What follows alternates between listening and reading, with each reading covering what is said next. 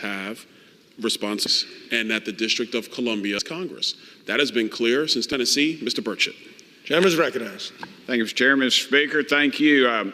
Much has been made about the title of this bill, but I would remind my friends across the aisle that they had a bill called the Inflation Reduction Act, and it's been over $1 trillion, and inflation has not been reduced. I want to thank you for allowing me to speak. Mr. Donalds, thank you, sir. 25 years old. Yet you can be a member of Congress at 25 years old. It seems the Washington City Council believes something magical happens on someone's 25th birthday, Mr. Speaker.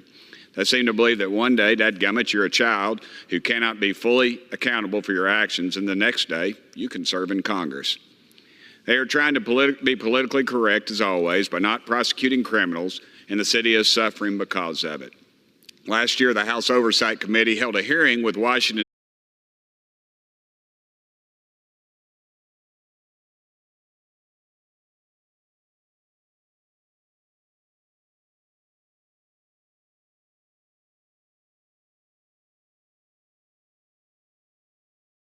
rising crime in our nation's capital. At the same time, Mr. Speaker, a carjacking was happening just up the street, less than a mile from us, where we are standing today. We can appreciate the irony there, but it's not surprising. Carjackings and all other kinds of crimes are happening around Washington at any given moment. Motor vehicle thefts increased by 107% last year alone. Violent crime increased by 37%. Homicide increased by 29%.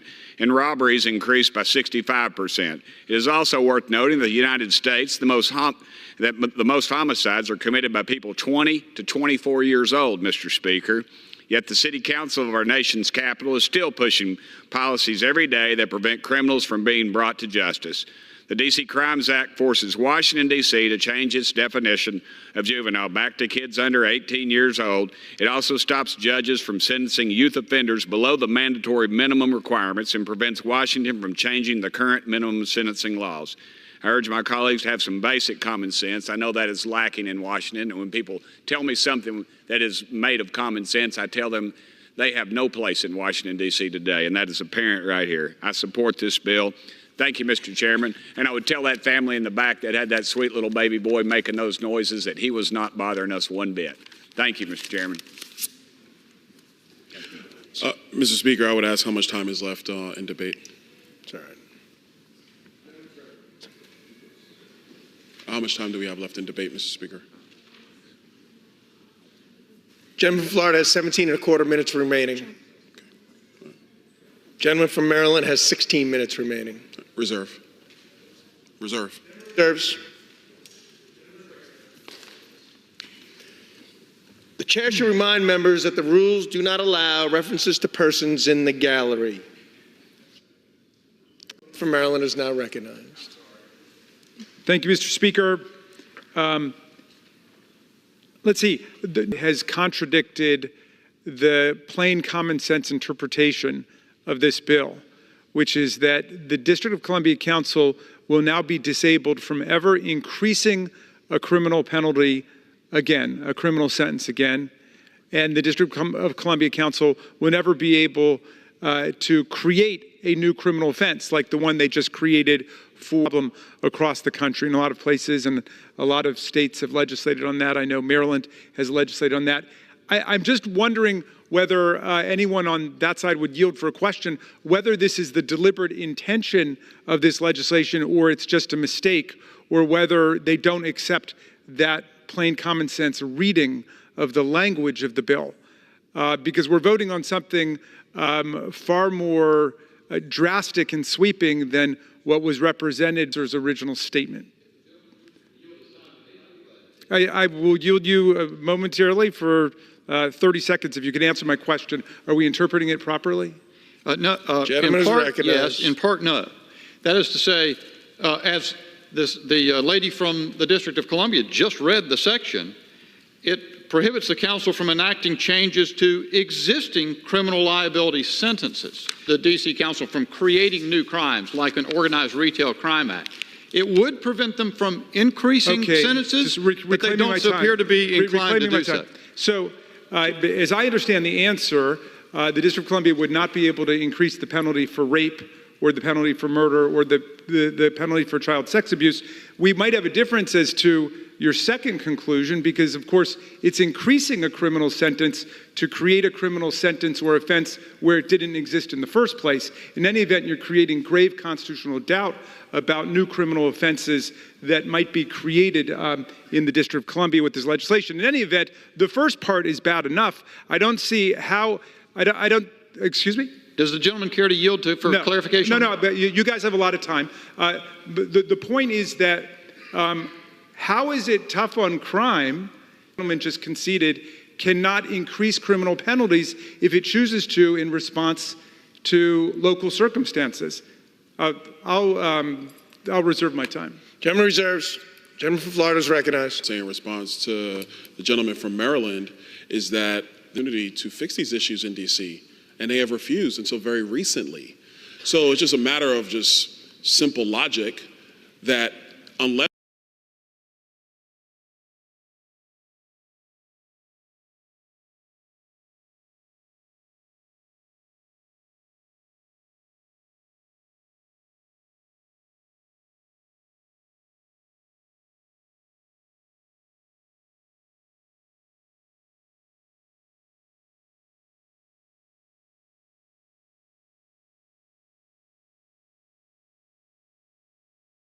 Congress actually decides to use its authority, what would make us think that the D.C. City Council will actually act in the interest of the citizens of the district?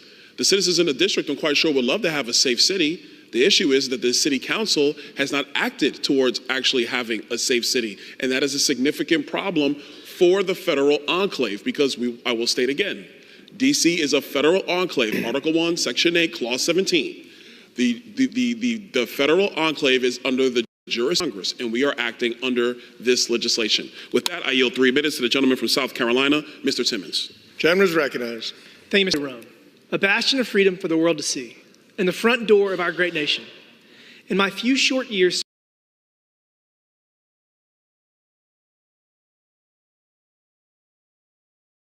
serving the 4th District of South Carolina in Congress, I've watched a once proud city succumb to violent crime, vagrancy, and fall into lawlessness.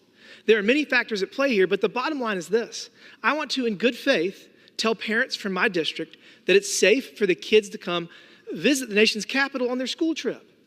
But right now, I can't do that. I actually do the exact opposite when people come to my office. I tell them that D.C. is not safe. They should take Ubers. Navy Yard, I told him not to walk to dinner. He did. And I called him at 6:30 in the morning. I said, I bet you walk to dinner. And you know what? He said, you're right. I'm about to go for a run. I said, well, you can't because there's an active shooter outside your building. That was a month ago. All this after years of vilifying and defunding the police.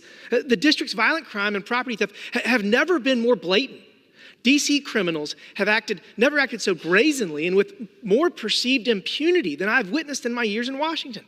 In fact, just today at 1:40 this afternoon, and let me reiterate, this was 3 hours ago, and in broad daylight. There was a stabbing just blocks away.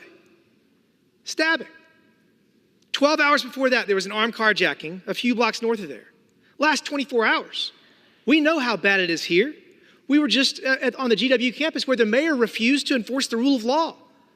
250 people were trespassing on the yard. The president of the university begged for the city to enforce the rule of law. And they didn't for 10 days. And it required an oversight hearing, a threat for her to actually do her job, to tell MPD to arrest people. I mean, all of this on top of the fact that an Uber driver that fled Afghanistan, and he was driving Uber Eats. A bunch of children under the age of 20, but over the age of 15, stole his car, killed him, and they're going to get out of jail within a year or two, and they're going to have no criminal history. Are we serious right now? So yes, the D.C. City Council has lost the faith of this institution. Just this Congress, 3 members have been held at gunpoint or assaulted. 3 members of Congress in the last 18 months. This is out of control. This is a small step in the right direction. But we have to respect the rule of law. We have to respect law enforcement. We have to fund law enforcement. We should have 3,000 law enforcement officers in Washington, D.C. You're going to be down to 1,500 here shortly because of the way that the city council treats law enforcement. It is unacceptable. These changes are just mere steps in the right direction. A 25-year-old is not a child. And I can promise you this, in South Carolina, if a 16-year-old, a group of 16-year-olds killed somebody, they're going to be in prison for a while. They're going to be in prison for quite a while. And the fact that they're not is exactly why we're having to do this right now. Seconds. Gentleman is recognized. I appreciate DC's desire to have self-rule, but there are responsibilities that come along with that.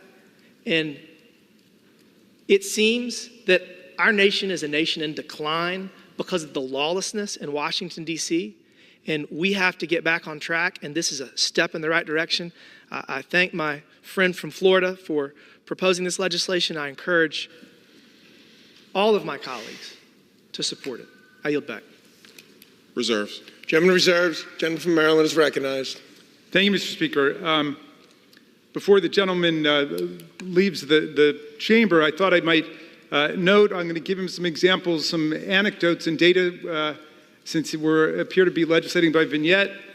In Somerville, South Carolina last week, there was a severe armed carjacking by 3 teenage suspects. In April, a man wanted for murder in Rock Hill was captured following another carjacking at Huntersville Quick Trip. I could give you a dozen of those. I don't think that the answer to any of that would be to disenfranchise the people of South Carolina or have Congress usurp the state legislative authority or the local authority there. My friend from Florida describes the District of Columbia as a federal enclave, which of course it is not. A federal enclave is a federal property or land, like in Rockville, Maryland, which is my district. We have the NIH. That is a federal enclave. This is the district constituting the seat of government set forth in Article 1, Section 8, Clause 17 of the Constitution. Now, both of my friends over there say, well, we're going to take just a small step in the right direction. How is it the right direction to deprive the people of the District of Columbia the power to have control over their own criminal sentencing, including the power to increase criminal sentences? If they had passed this legislation at the beginning of the year, they would have foreclosed the ability of the District of Columbia to increase criminal penalties across the board on a whole range of offenses, and perhaps even to create new criminal offenses in the state. The gentleman from South Carolina lectured the people of Washington, D.C. about criminal incidents taking place here. Of course, there are criminal incidents taking place also in South Carolina in the exact same way. But how about something that took place even closer to home? How about the violent mob insurrection where a mob incited by the ex-president violently assaulted Capitol Police officers and Metropolitan Police Department officers who were forced to deploy to the Capitol, and nearly 150 of them ended up brutalized, wounded, and hospitalized after being hit over the head or in the chest or stabbed or speared by steel pipes, Confederate battle flags, Trump flags, and American flags, shamefully. And yet we have the ex-president and a number of people who are his sycophants over on that side of the aisle describing people who are in jail for that, a majority of them having pled guilty for those offenses, the others convicted after due process of law, calling those people hostages. A hostage is someone who's been illegally abducted by a terrorist or a criminal entity like Hamas and held for a financial or political ransom. And yet, shamefully, there are people on that side of the aisle who call the prisoners who've been convicted after having been given every aspect of American due process and right to counsel, they're calling them hostages or political prisoners, like Alexei Navalny or Nelson Mandela. That's where they've come to. So they want to denounce a criminal event that happened 6 blocks away. What about the massive criminal event, the most massive criminal event in the history of the nation's capital that came right into this chamber? forcing the senators and the representatives to flee, and they won't say a word about it, and yet they get up and they denounce lawlessness, and they won't even denounce lawlessness that comes right into the Congress and the Capitol of the United States. I'll reserve. Gentleman reserves. The chair would remind members to refrain from engaging in personalities toward presumptive nominees for the office of president. The gentleman from Florida is recognized. Thank you, Mr. Speaker. I find that we are at this point in a debate where my friend from Maryland has lost the debate because now he's going back talking about other things that are not about the merits of this bill. With that, I would like to yield 3 minutes to the gentleman from North Carolina, Mr. Bishop. Gentleman is recognized. I thank my friend from Florida, and I was about to comment that sooner or later you had to expect that the debate would be a rant about Donald Trump. But let's get back to the subject matter at hand, perhaps.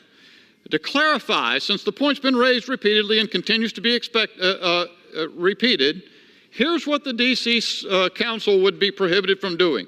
Enact any act, resolution, or rule to change any criminal liability sentence in effect on the date of the enactment of the D.C. Crimes Act of 2024.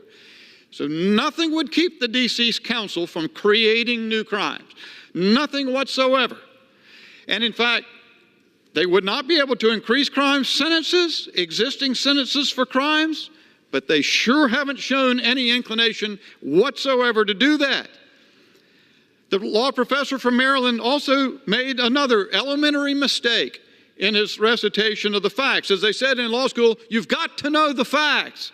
He said that, quote, crime is down 16% in the past year in D.C.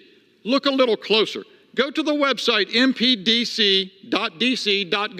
That's the Metropolitan Police Department. That reduction in crime that was cited, that's only for this year to date. Go look at last year, 2023. In that situation, homicide up 35%, robbery up 67%, violent crime total up 39%, etc. Across the board, all crime total up 26%. Just last year, I know it's out of memory now because we're into the first few months of the next year, but it hasn't gone away. The victims haven't gone away. And here's what the gentleman from Maryland said, the law professor that Thomas Jefferson would understand. But the Constitution that Thomas Jefferson signed said the Congress shall have power to exercise exclusive legislation in all cases whatsoever over such district, not exceeding 10 miles square, as may, by cession of particular states and the acceptance of Congress, become the seat of government of the United States, and to exercise like authority over all places purchased. So that's pretty clear. It's not only the question of the interests of the 700,000 roughly D.C. citizens, it is the 19 million Americans who come to this seat of government every year and are threatened by the recklessness of the D.C. Council.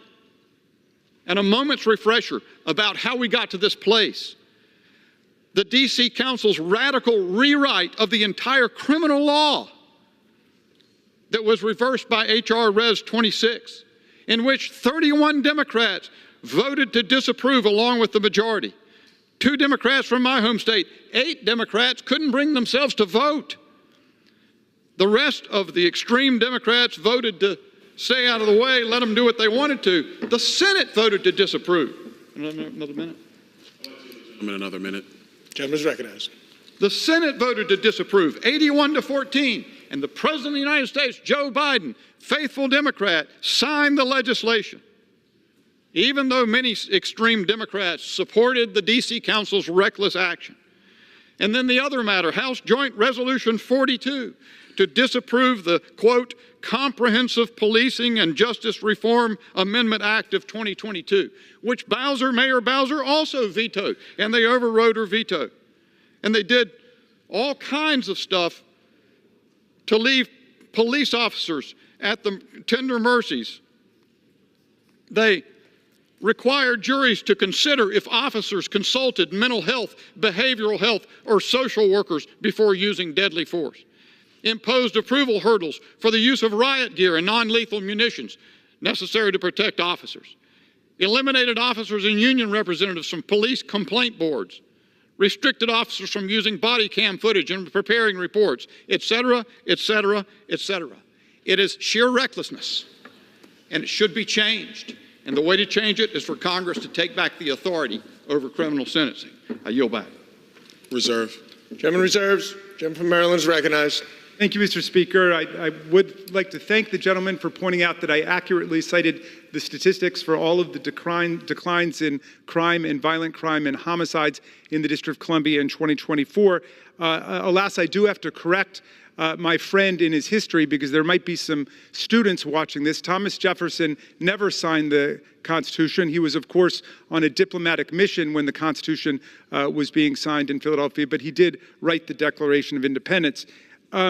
So the other side says, bizarrely, that the District of Columbia Council and the mayor should be denied the authority to increase criminal sentences forthwith because they've shown no inclination to increase criminal sentences. Well, leave aside the absolute illogic of the argument, it's also false, because the District of Columbia, in the Secure DC Act, passed just 2 months ago, increased criminal sentences across the board, which I'm afraid my friends were completely oblivious to when they started this legislation. They weren't aware of it.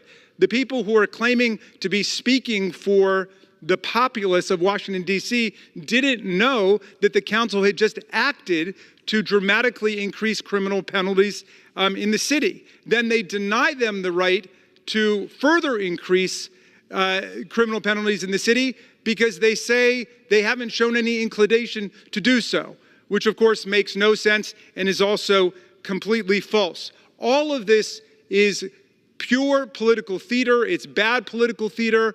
Somebody decided a long time ago that it works for people who would never try to kick around their own state legislatures, their own county councils, or their own city councils to kick around the people of Washington, D.C. My friends think that they've scored some kind of huge rhetorical coup, pointing out Article 1, Section 8, Clause 17 of the Constitution, which indeed says that Congress shall exercise exclusive legislation over the district constituting the seat of government from land that is ceded by various states. Nobody on this side of the aisle, including the distinguished gentlelady from the District of Columbia, has denied that for a second. But what we have said is this is a massive assault on home rule, and it's also an embarrassing one because it cuts completely against all of the rhetoric that we're hearing from our colleagues across the aisle.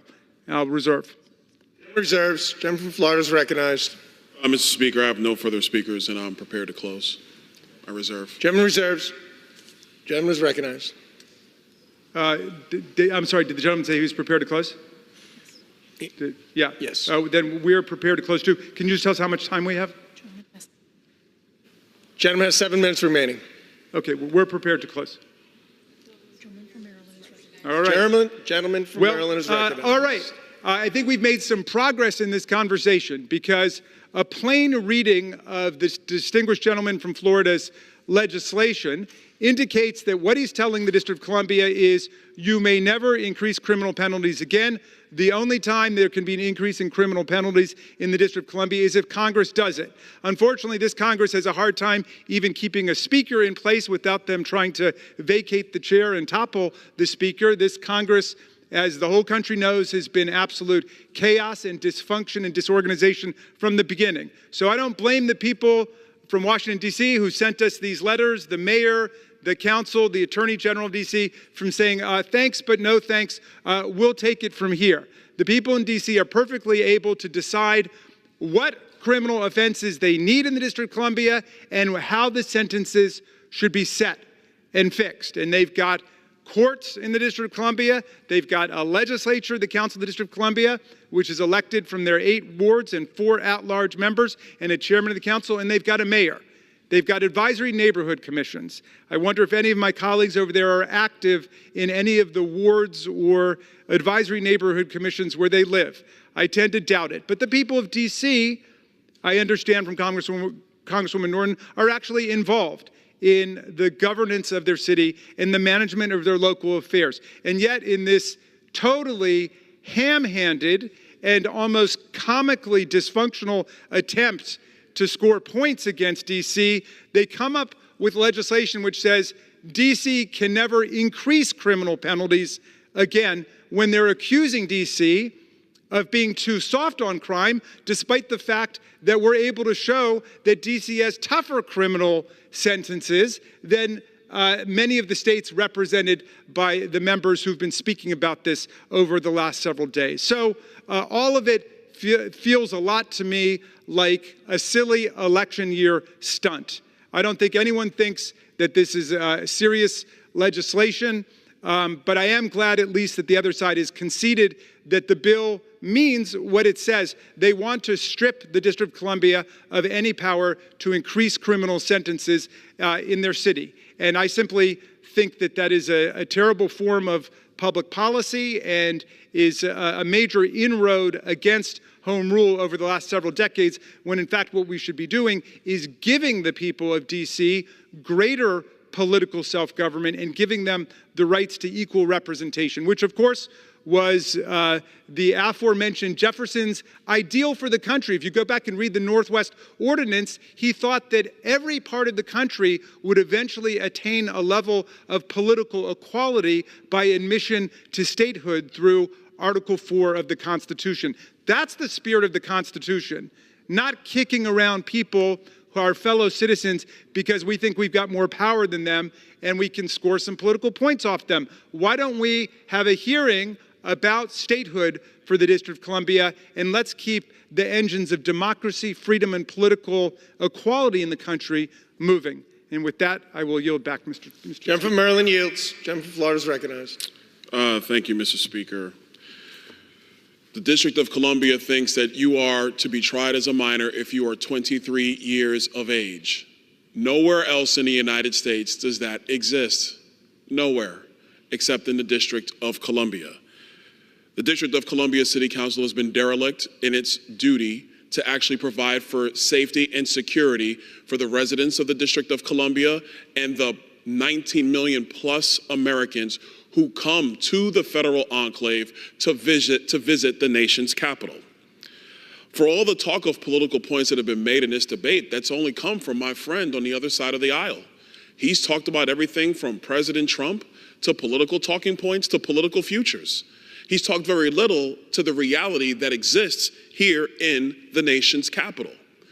It doesn't take much for anybody to just see, whether it's on the nightly news or frankly just walking down the streets somewhere in the District of Columbia, that something has gone very, very wrong.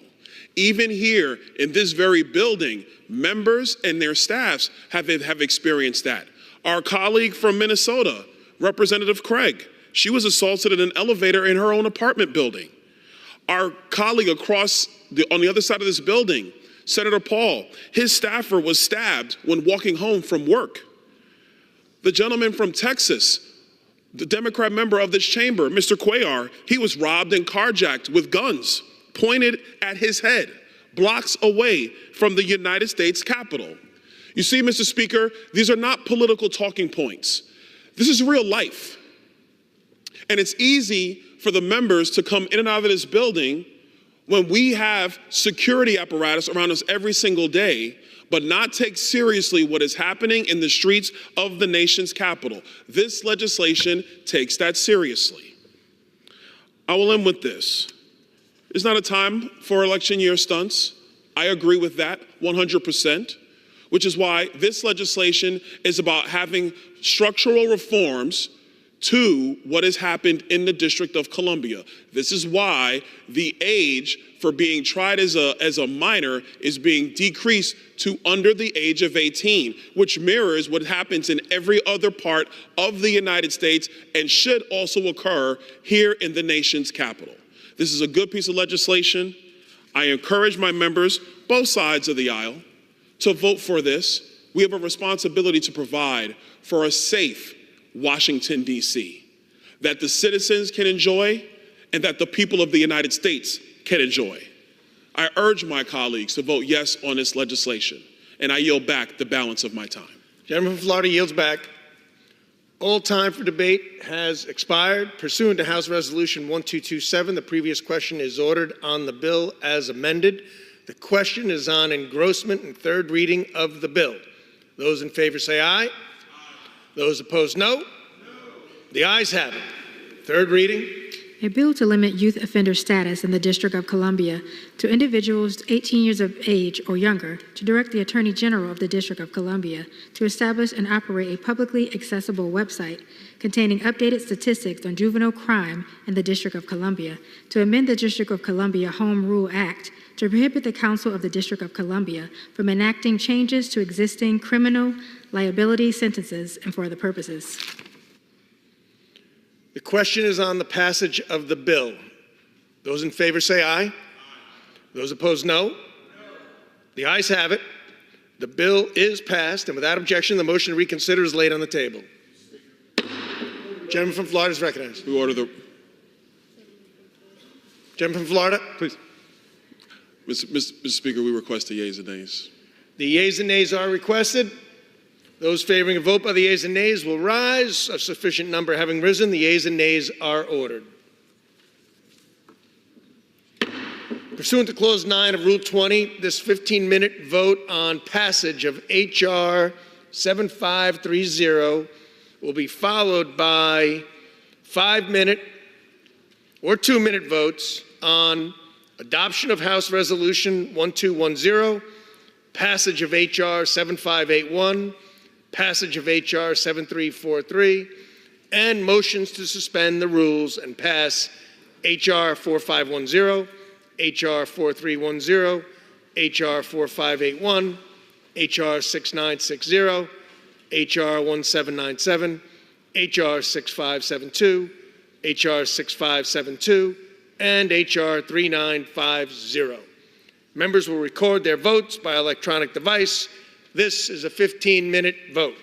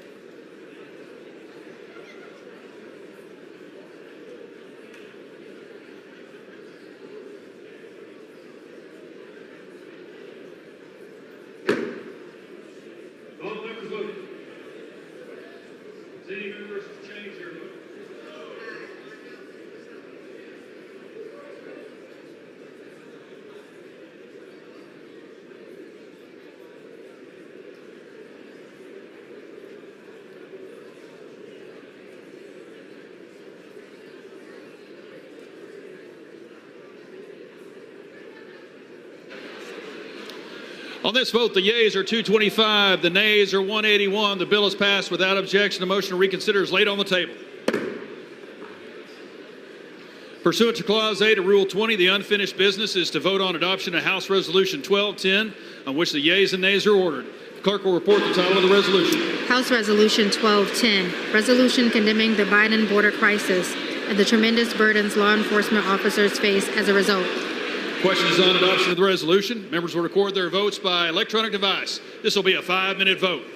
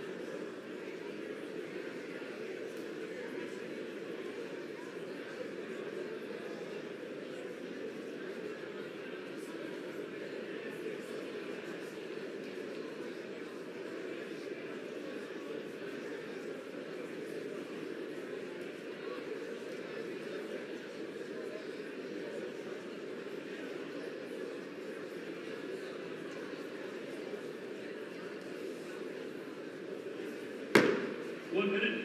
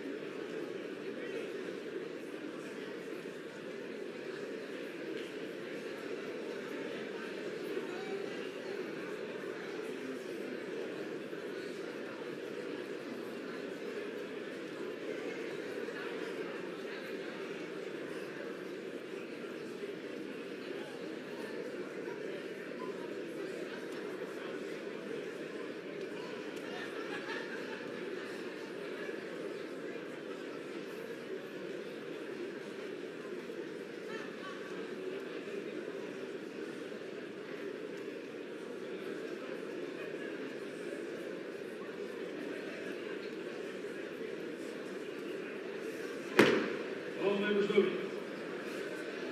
Any member wish to change their vote?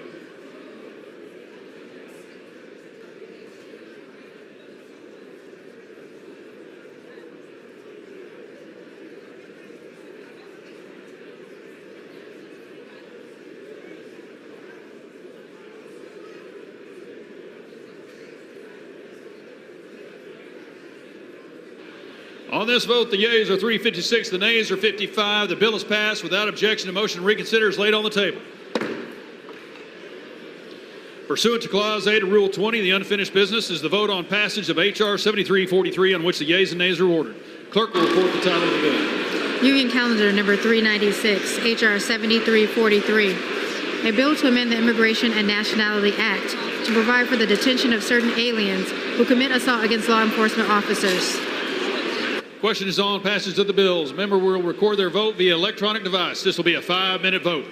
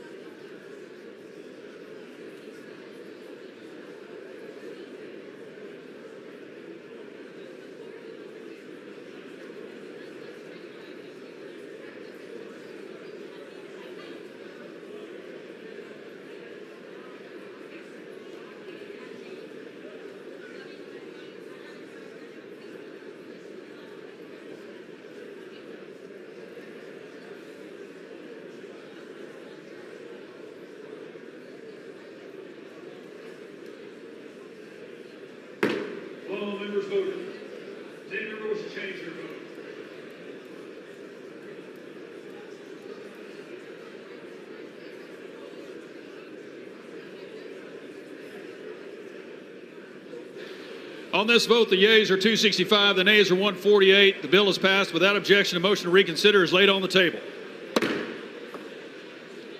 Pursuant to Clause 8 of Rule 20, the unfinished business is the vote on the motion of the gentleman from Ohio, Mr. Latta, to suspend the rules and pass H.R. 4510 as amended, on which the yeas and nays are ordered. The clerk will report the time. H.R. 4510, a bill to reauthorize the National Telecommunications and Information Administration to update the mission and functions of the agency and for other purposes. The question is, will the House suspend the rules and pass the bill as amended? Members will record their votes by electronic device. This is a 2-minute vote.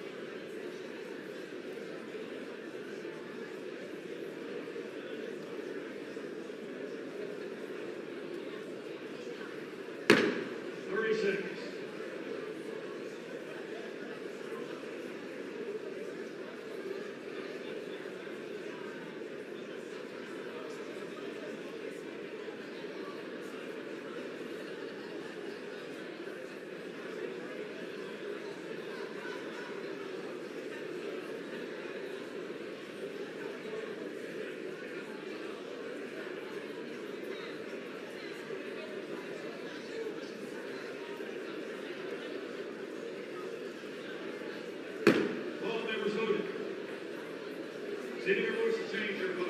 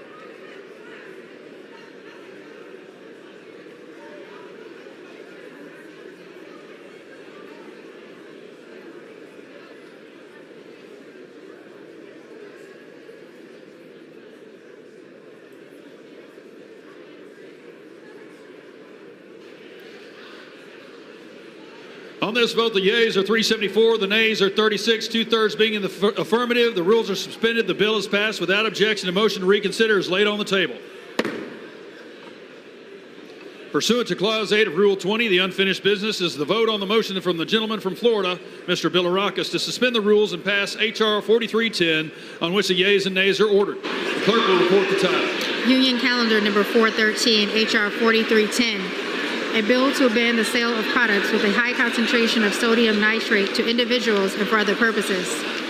The question is, will the House suspend the rules and pass the bill? Members will record their votes by electronic device. This is a 2-minute vote.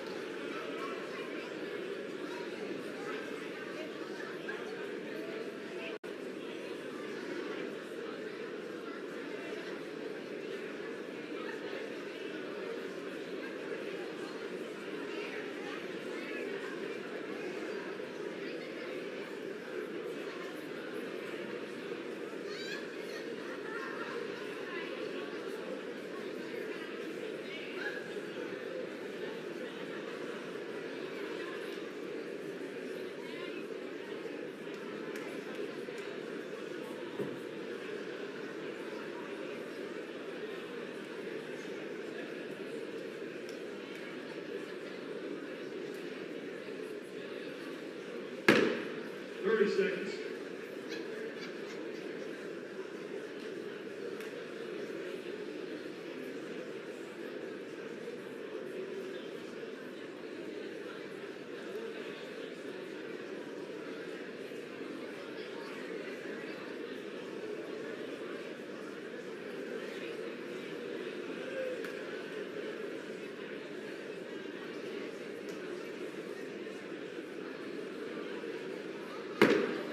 All members vote. Does any member wish to change their vote?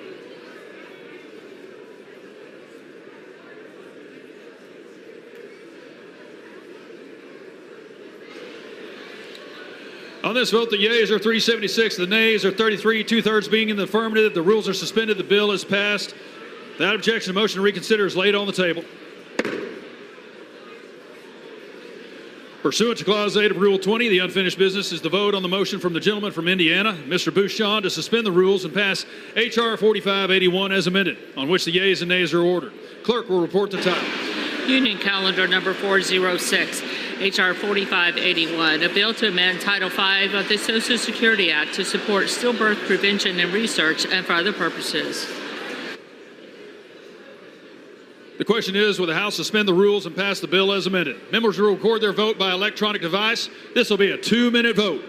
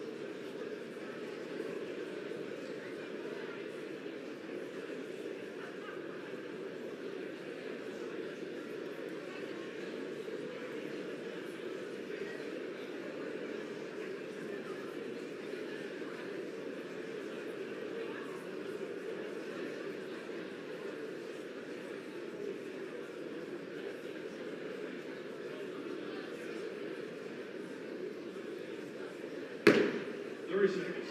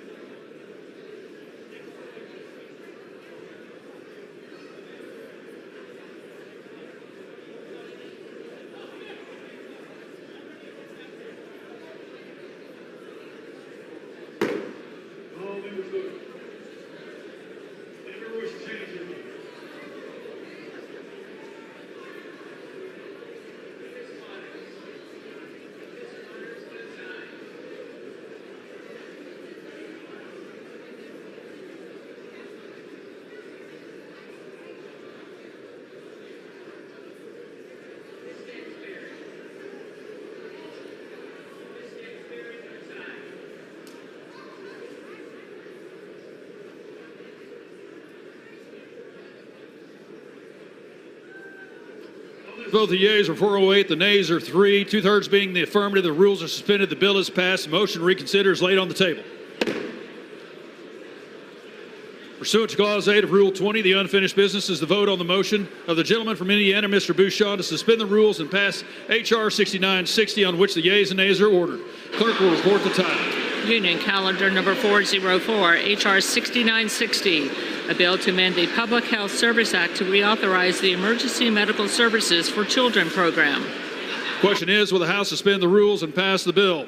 Members will record their vote by electronic device. This will be a 2-minute vote.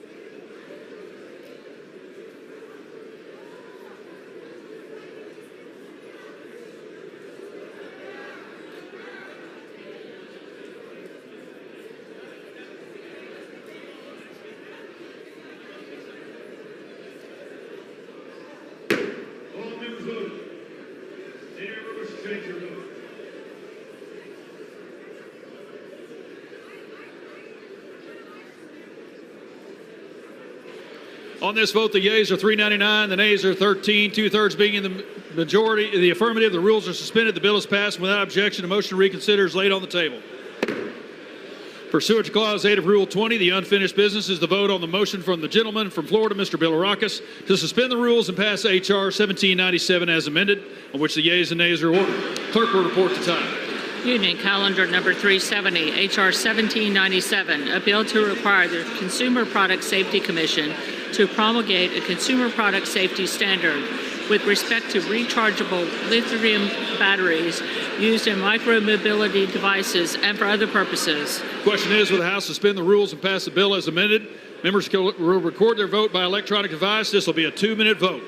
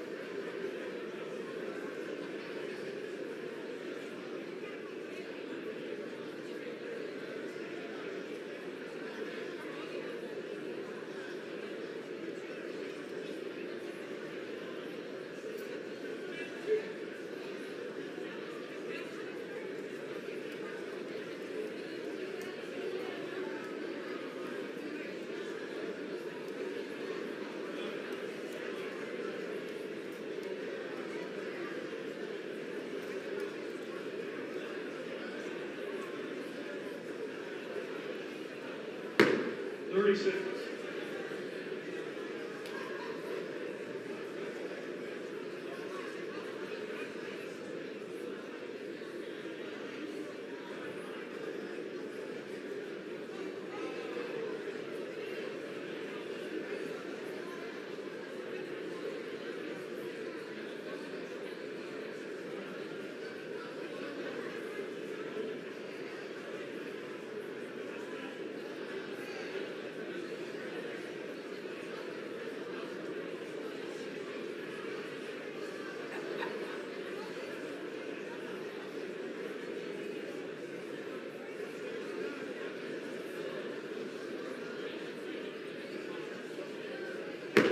All members voted.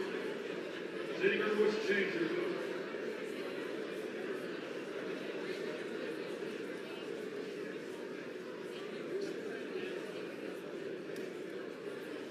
On this vote, the yeas are 378, the nays are 34, two-thirds being in the affirmative. The rules are suspended. The bill is passed without objection. A motion to reconsider is laid on the table. Pursuant to Clause 8 of Rule 20, the unfinished business is the vote on the motion from the gentleman from Florida, Mr. Bilirakis, to suspend the rules and pass H.R. 6572 as amended, on which the yeas and nays are ordered. Clerk will report the title. Union Calendar Number 417, H.R. 6572, a bill to direct the Secretary of Commerce to take actions necessary and appropriate to promote the competitiveness of the United States related to the deployment, use, application, and competitiveness of blockchain technology or other distributed ledger technology and for other purposes. The question is, will the House suspend the rules and pass the bill as amended? Members will record their votes by electronic device. This is a 2-minute vote.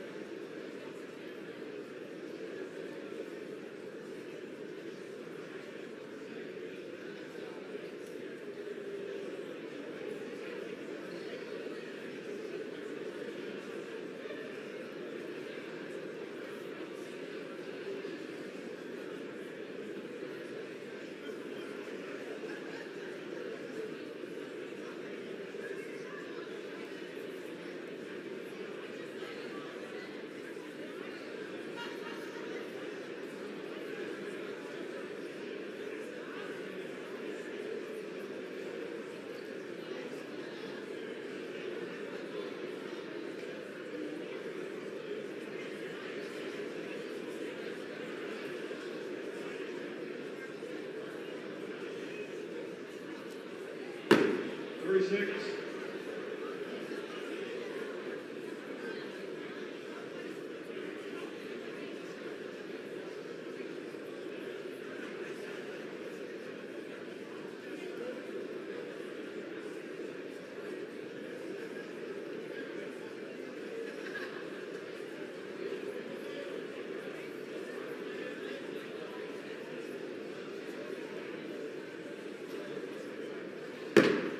All members voted. Any member wish to change their vote?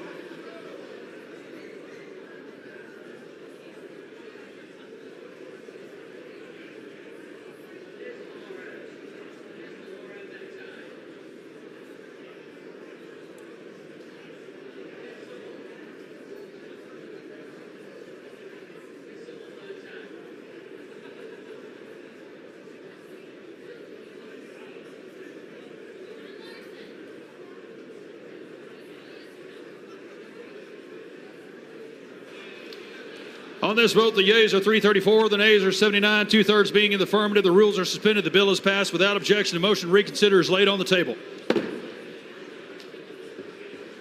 Pursuant to Clause 8 of Rule 20, the unfinished business is the vote on the motion of the gentleman from Florida, Mr. Bilirakis, to suspend the rules and pass H.R. 6571 as amended, on which the yeas and nays are ordered. The clerk will report the title. Union Calendar Number 392, H.R. 6571, a bill to establish a critical supply chain resiliency and crisis response program in the Department of Commerce and to secure American leadership in deploying emerging technologies and for other purposes. Question is, will the House suspend the rules and pass the bill as amended? Members will record their votes by electronic device. This will be a 2-minute vote.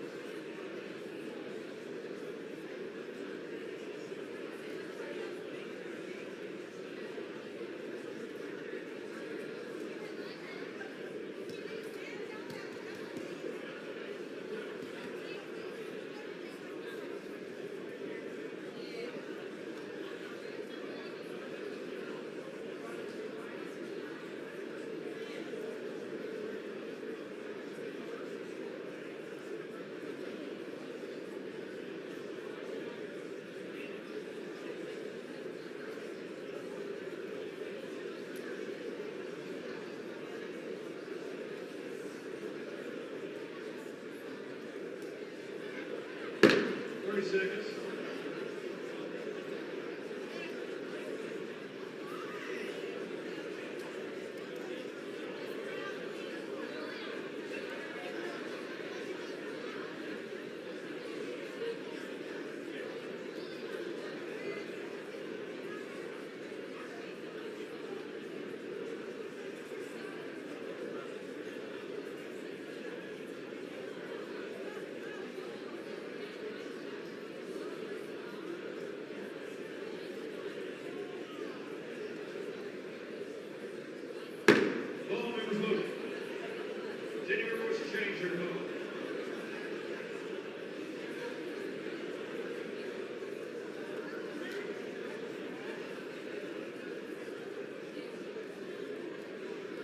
This vote, the yeas are 390 and the nays are 19, 2/3 being in the affirmative. The rules are suspended. The bill is passed. Without objection, a motion to reconsider is laid on the table. Pursuant to Clause 8 of Rule 20, the unfinished business is the vote on the motion from the gentleman from Florida, Mr. Bilirakis, to suspend the rules and pass H.R. 3950 as amended, on which the yeas and nays are ordered. The clerk will report the time. Union Calendar Number 412, H.R. 3950, a bill to require sellers of event tickets to disclose comprehensive information to consumers about ticket prices and related fees and for other purposes. Question is, will the House suspend the rules and pass the bill as amended? Members will record their votes by electronic device. This will be a 2-minute vote.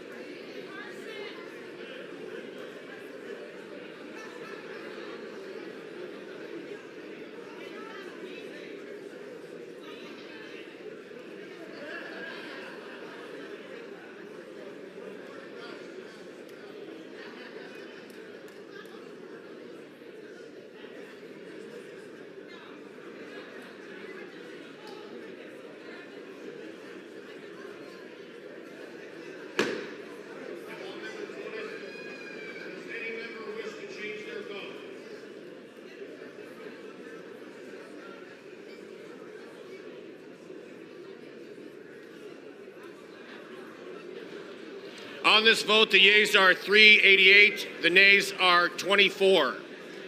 Two-thirds being in the affirmative, the rules are suspended and the bill is passed. And without objection, the motion is reconsidered and laid upon the table.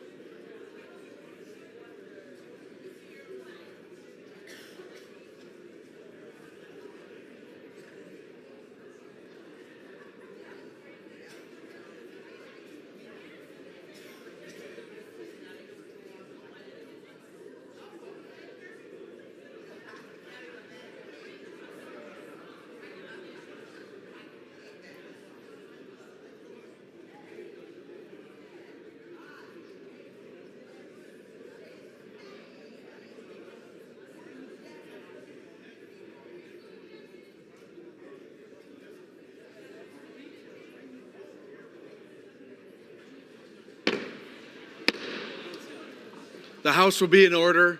Please take your conversations off the House floor.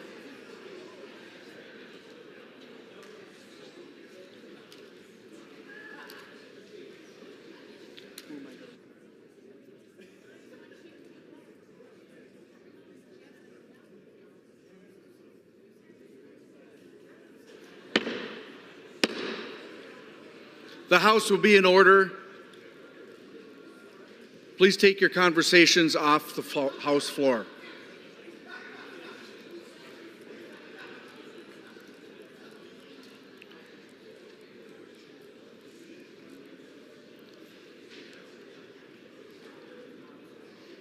You think we can go now? The chair will now entertain requests for 1-minute speeches.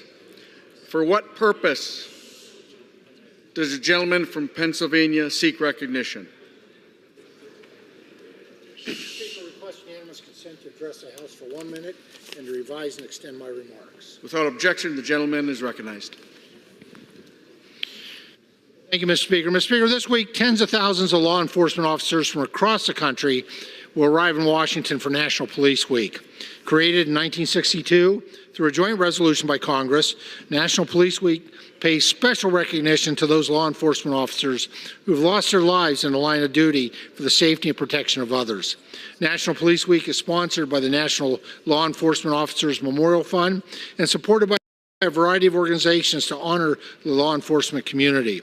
This week honors the men and women in blue who gave everything to protect their country and their communities. At a time when our nation is facing a rise in crime and attacks on police officers, we need to support our law enforcement more than ever. This is why I'm proud to co-sponsor legislation that memorializes law enforcement officers killed in the line of duty. And I also proudly co-sponsored H.R. 354, the LEOSA Reform Act, to expand carrying privileges for off-duty and retired law enforcement officers. Our officers put on their uniforms each day knowing that they can be in harm's way at any moment.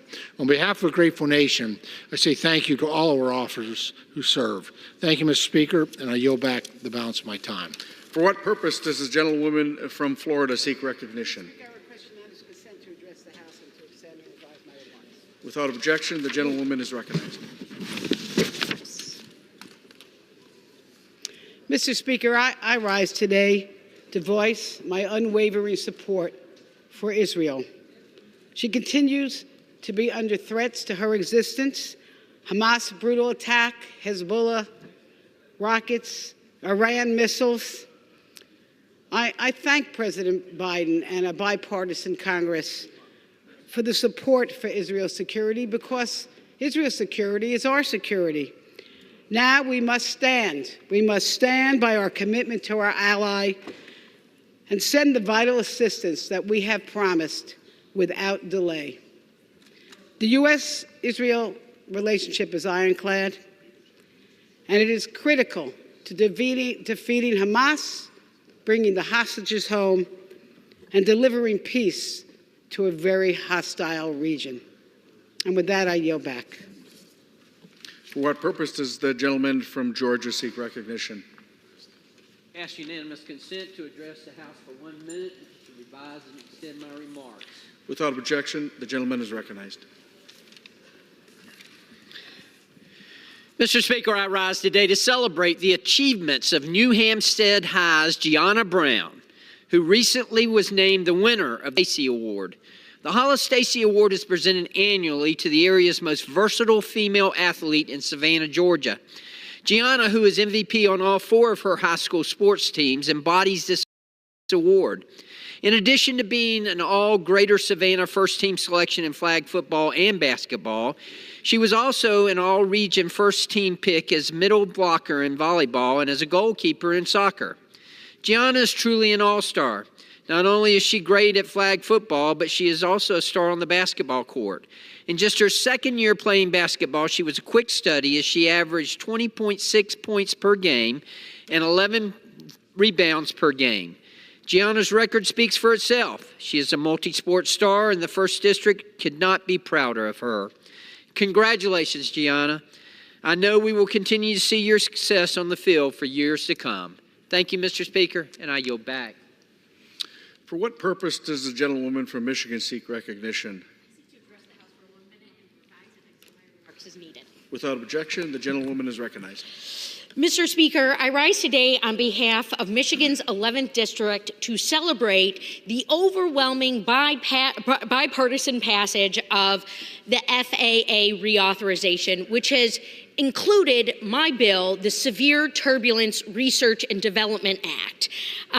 Turbulence is a leading cause of injuries to flight crews and the flying public, and yet we lack a fundamental understanding of why turbulence incidences are increasing in frequency and severity.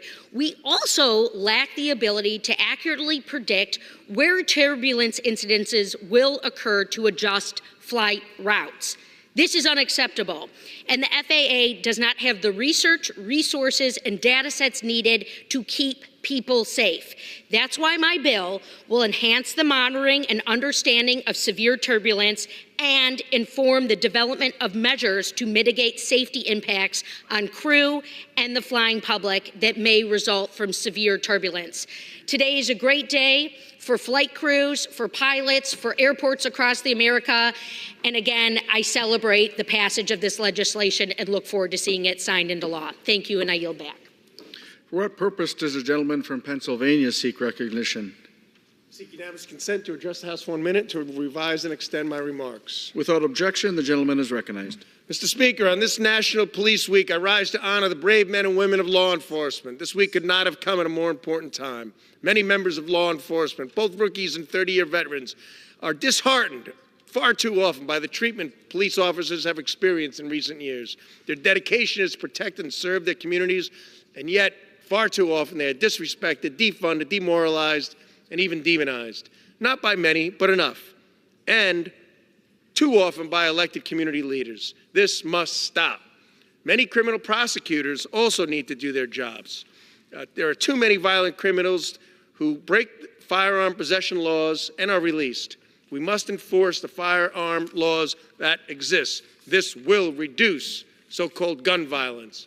Too many prosecutors are failing to prosecute violent criminals. This endangers citizens, diminishes public safety, and puts police officers at high risk. But as the son of a former police officer, I always back the blue. There's always room for improvement, but we all should always respect the men and women who do, in fact, risk their lives to protect and serve, and too often give their lives for their job, community, and for the people they work for. With that, Mr. Speaker, I yield back. For what purpose does the gentlewoman from Ohio seek recognition?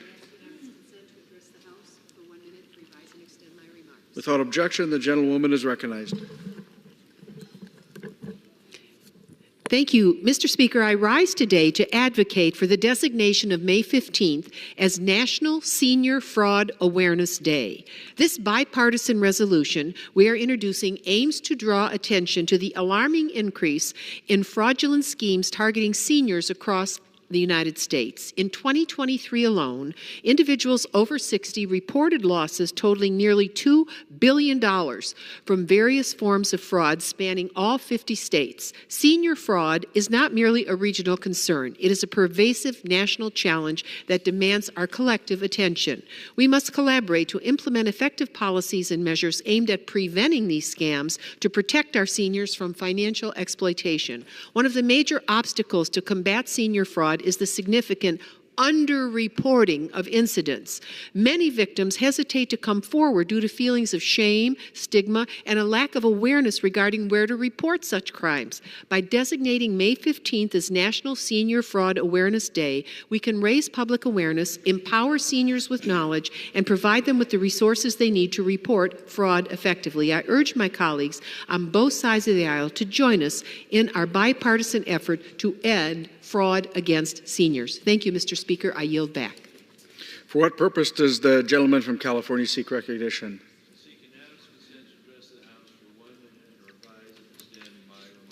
Without objection, the gentleman is recognized. Thank you, Mr. Speaker. National Police Week is our opportunity to slow down a little bit and recognize those officers that put it on the line for us each day, each week, each month, each year.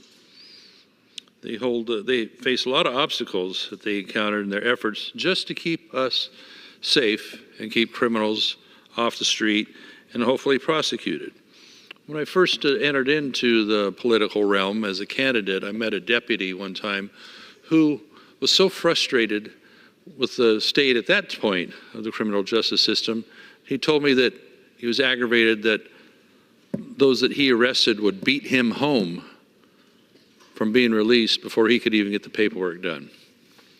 So as we see the situation with prosecutors not prosecuting, with a revolving door in our jail system, we really need to dig deep and not only thank our officers, but also pass legislation that supports them in their efforts to do what we ask them to keep the streets safe and not have ridiculous defund the police efforts happen in some of these blue cities. Indeed, they're feeling the regret of defunding them at this time. I yield back.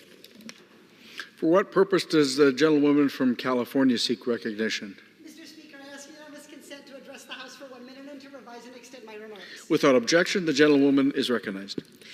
To hear Republicans tell it, the only problem with our immigration system is the border. That's a lie. Our process for legal immigration is badly broken. In 2023, 35 million people applied for green cards, some for economic opportunities, some to bring their families together, and some to flee violence. Of the millions in the green card lottery, what percentage got them? Go ahead, take a guess. 20%? 5%? 1%? Nope. 0.2%. That is wholly unacceptable. This deeply dysfunctional system for lawfully entering the United States worsens unlawful immigration. The two are connected. Congress can fix immigration, not just point the finger at those seeking a better life. Instead of blaming everyone else for our broken immigration system, Republicans should own up to the fact that Congress, under their leadership, is what's broken. For what purpose does the gentlewoman from Louisiana seek recognition? Mr. Speaker, I ask unanimous consent to address the House for 1 minute and revise and extend my remarks. Without objection, the gentlewoman is recognized. Mr. Speaker, I rise today in full support of House Resolution 1226, memorializing law enforcement officers killed in the line of duty, that I am proudly co-leading with Representatives Michael Guest, Chris Pappas, and Abigail Spanberger. Today, I would like to take a moment to honor the courageous heroes from my home state of Louisiana who have been added to the Fallen Law Enforcement Officers Memorial. Officer Carl Douglas Kimball, Deputy Sheriff Marilyn Anjanae Mayo, Officer Trevor Aaron Abney, Corporal Scotty Wayne Canizero, Sergeant Nicholas Neil Pepper, Sergeant Charles Fitzgerald Dotson, Lieutenant Barry Paul Giglio, Corporal Robert William McKinney, Deputy First Class Kyle Michael Melanson, Sergeant David Jacob Poirier, Corporal Sean Kevin Kelly, Lieutenant Michael Stephen Godawa. I ask everyone to join me in praying for these officers and ask their families who put their lives on the line each day for every American. May we continue to teach future generations the critical mission that law enforcement personnel undertake in service to our communities. Thank you. I yield back. For what purpose does the gentleman from New York seek recognition? Without objection, the gentleman is recognized. Mr. Speaker, I rise today to honor the life and legacy of a giant in the New York City AAPI community, Don Lee. Don was driven by a passion to support his AAPI neighbors and make government work for everyone. He connected underserved AAPI businesses with resources and government contracts traditionally kept out of reach. After 9/11 devastated the Manhattan Chinatown community, Don served as a liaison between neighborhood businesses and FEMA.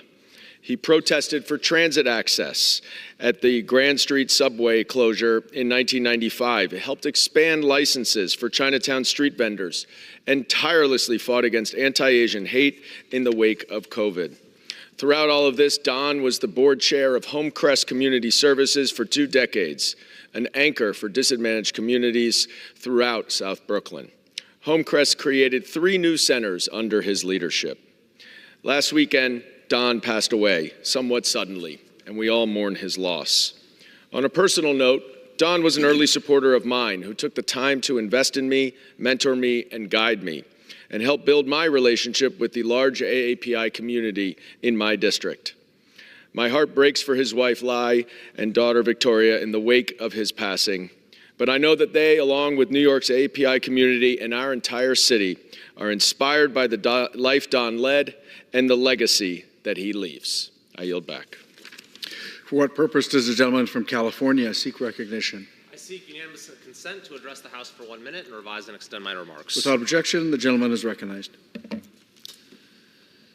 Mr. Speaker, at university after university, we have been seeing acts of moral cowardice and failures of leadership as university presidents cave to the demands of lawless encampments, anti-Semitic demands like cutting ties with Hillel or divesting from Israel or ending study abroad in Israel.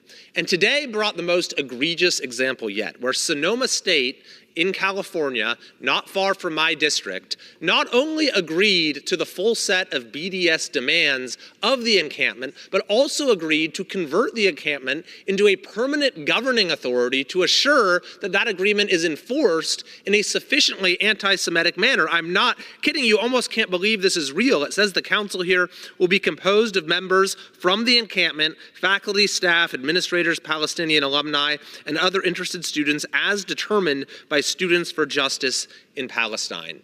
Any university leader who is entering into these kind of agreements is elevating groups who are willing to engage in lawless action and to pursue their despicable agenda by force, while silencing other groups and silencing any debate to the contrary. Any president who would agree to this is not fit to lead a university in our state or our country. I yield back. For what purpose does the gentleman from Utah seek recognition? For 1 minute to address the House and revise and extend my remarks. Without objection, the gentleman is recognized. Thank you, Speaker. This week is National Police Week, and I am grateful for the opportunity to honor the brave men and women who put their lives on the line every day to ensure our safety. Law enforcement officers face unique challenges that most of us cannot even imagine. They have accepted the call to serve and protect others, risking immense cost to themselves and their families. Just the other week, I joined the Utah House delegation in a moment of silence here on the House floor for Sergeant Bill Hooser, who was tragically killed at a traffic stop in Santa Quin, Utah. Reports say he was helping a woman who was being driven against her will. As Sergeant Hooser was assisting her, the assailant drove his vehicle directly toward Sergeant Hooser, ending his life. Sergeant Hooser's final moments were spent serving his community and helping a woman in harm. This is a senseless tragedy and one that will take much time to process. I join his family, friends, and community in paying tribute to this great public servant. This year alone, 56 law enforcement officers throughout our nation have died in the line of duty. They are our heroes. As crime surges across the nation, we simply cannot allow the growing anti-police sentiment to take any root. We must show unwavering support for those who stand ready to protect us and our families. My colleagues and I support our law enforcement. They risk their lives so we can live in safety, and we will always be thankful. Thank you. Under the Speaker's announced policy of January 9th, 2023, the gentleman from Connecticut, Mr. Larson, is recognized for 60 minutes as a designee of the minority leader. Thank you, Mr. Speaker. I rise this evening with my colleagues to have a discussion about the nation's #1 anti-poverty program for the elderly and the nation's #1 anti-poverty program for children. More veterans rely on Social Security disability than they do on the VA. And, Mr. Speaker, we want to make sure that we're addressing this to our colleagues. And since you are in the chair from Minnesota, Mr. Speaker, I want you to know that you have more than 189,000 Social Security recipients in your district, more than 147,000 retirees, more than 20,000 disabled, 8,000 widows, 9,000 children. And here's the key, Mr. Speaker, $335 million a month comes into your district for those Social Security recipients. And where do they spend it? Right back in their district. And yet it's been more than 53 years since Congress has enhanced Social Security. Richard Nixon was President of the United States the last time Social Security was enhanced. Democrats are bound and determined to make sure that we get something simple like a vote here in Congress to help out all of those people in your district, Mr. Speaker, as well as highlight why this is so important. 70 million Americans rely on Social Security. 10,000 baby boomers a day become eligible for Social Security. 40,000 Americans rely on Social Security in and of itself as their primary tenant for retirement. It is the nation's #1 anti-poverty program for the elderly and for children. And that's why our colleagues have taken to the floor today so that the American people understand that what's between them and enhancement to this program is a vote. a vote on Social Security 2100 that will extend the solvency of Social Security, but as importantly, expand benefits, including making sure that the more than 23 million people that pay taxes on Social Security no longer have to do that. What could be a better bipartisan plan than helping out every single individual in everyone's district and also providing 23 million, not the wealthiest Americans, but the everyday citizens who work week long to provide for their families and pay into a system and haven't received an enhancement in 53 years. That's why Joe Neguse is here as part of leadership that has strongly endorsed this, and that's why I yield time to him to speak. Well, first and foremost, let me thank the distinguished gentleman from Connecticut, our former caucus chair, for his clarion call that he has issued year after year, month after month, day after day to protect, to strengthen Social Security. Couldn't be more important, and we couldn't be more grateful for his leadership and the leadership of so many of my colleagues who have joined us tonight on the House floor to talk to the American people about the ways in which House Democrats are protecting critical programs like Social Security and Medicare, and the myriad ways in which, unfortunately, our colleagues on the other side of the aisle are doing the exact opposite. I will give you but one example, Mr. Speaker, with respect to the latter. I know you are familiar, don't know if the American people are familiar, with the Republican Study Committee, the largest caucus within the Republican Conference. 80% of the Republican Conference consider themselves members of this committee. 100% of House Republican leadership count themselves among the members of this committee. The former chairman of the Republican Study Committee is now the Speaker of the U.S. House of Representatives. Why do I bring up the Republican Study Committee? Well, it might interest you to know, Mr. Speaker, that just 2 months ago, the Republican Study Committee issued a budget for 2025. Again, this is a committee that has 80% of the Republican Conference in its membership. This backwards budget plan is incredibly revealing. What does it do? It upends critical programs that American families depend on, makes draconian cuts to Medicare and Social Security, a plan that increases the retirement age to 69, forcing Americans to work longer for less, a plan that cuts disability benefits, erodes care for children, making it more expensive to care for our families. Their plan raises Medicare costs for seniors, takes away the program's ability to negotiate prescription drug costs, repeals the $35 insulin and the $2,000 out-of-pocket caps that House Democrats, the members gathered here on the floor this evening, fought so vigorously to enact in the 117th Congress. And just to be clear, Mr. Speaker, although we're here tonight to talk about Social Security and Medicare, our efforts to protect and strengthen and expand both of those programs and Republican efforts to dismantle them, it is worth noting that this is Police Week. And notwithstanding the many statements made by my colleagues on the other side of the aisle concerning their purported support for law enforcement, their budget tells a very different story.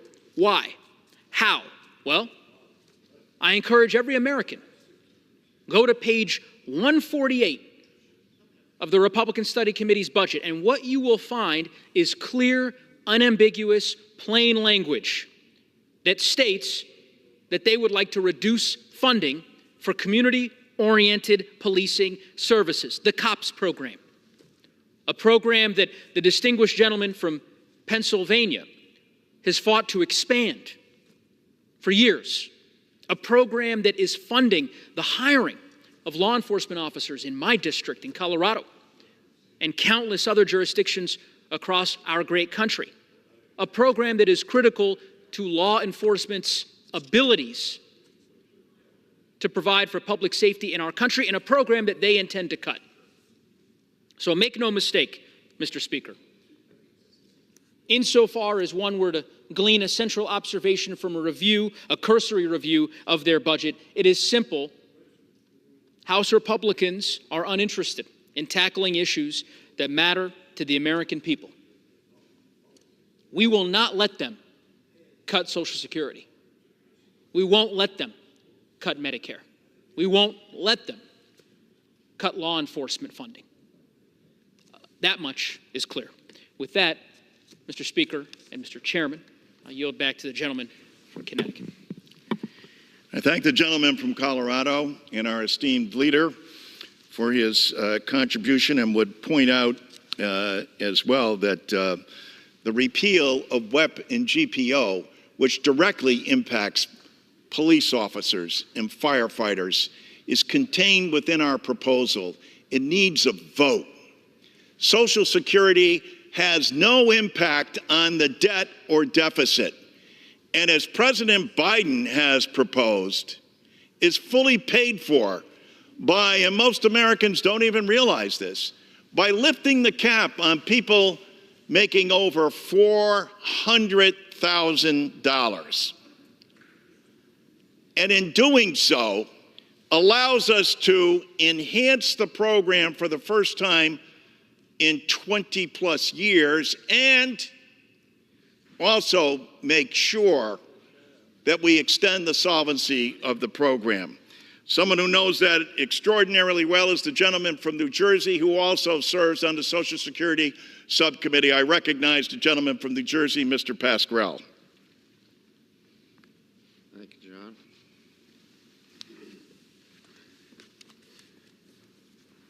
I want to thank Mr. Larson for putting his work and soul on the line for the last several years. Mr. Speaker, I rise today on behalf of the more than 124,000 constituents in the 9th District of North Jersey who rely on Social Security each and every month. Social Security is one of America's greatest success stories.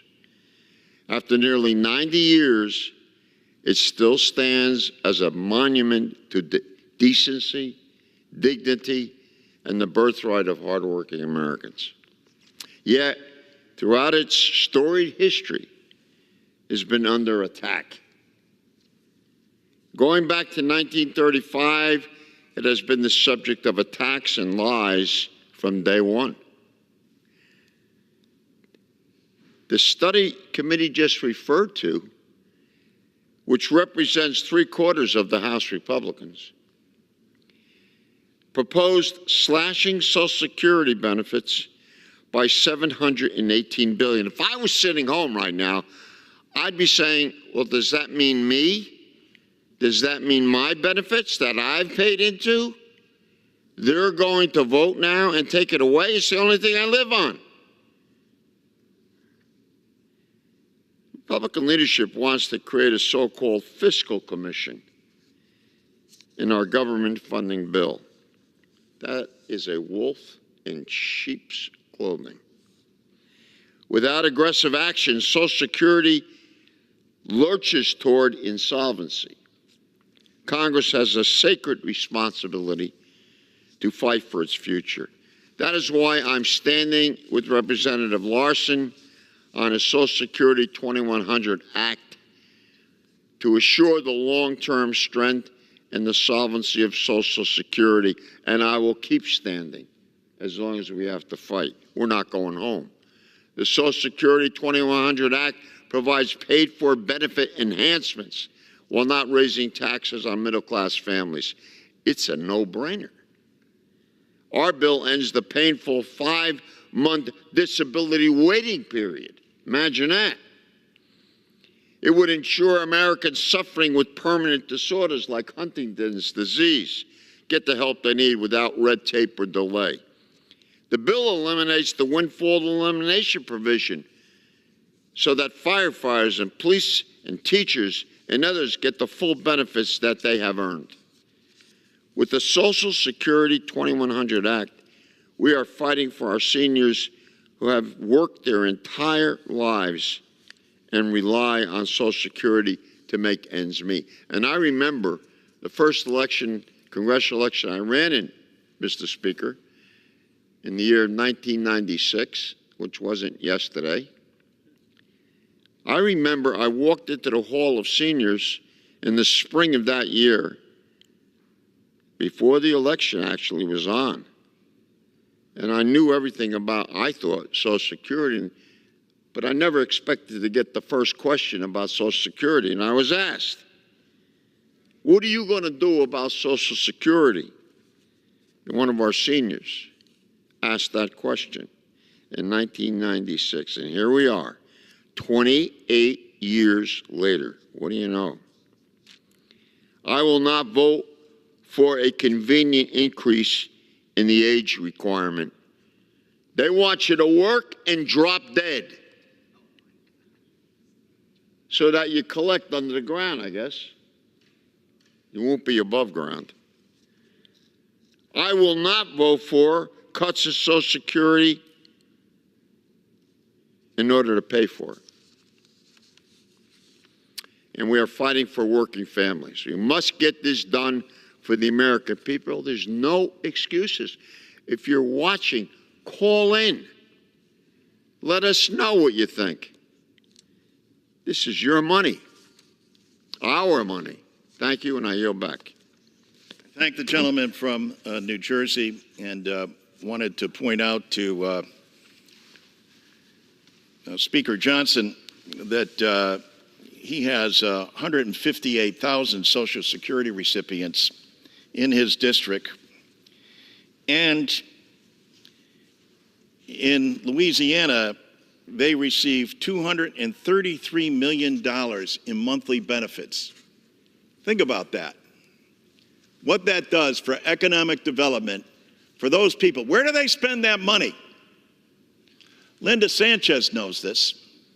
Linda Sanchez, who also serves on the Ways and Means Committee and on the subcommittee, understands how vitally important this is, and also that for more than 5 million of our Americans, they receive below poverty level checks from Social Security, having paid in to the system all their lives.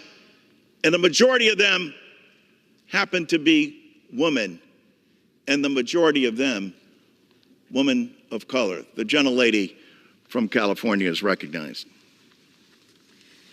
I want to thank my good friend and colleague, John Larson, who has been at the forefront of advocating for changes to the Social Security system that will ensure its longevity for the next generation and generations to come, and that will increase the benefits for those that currently receive Social Security.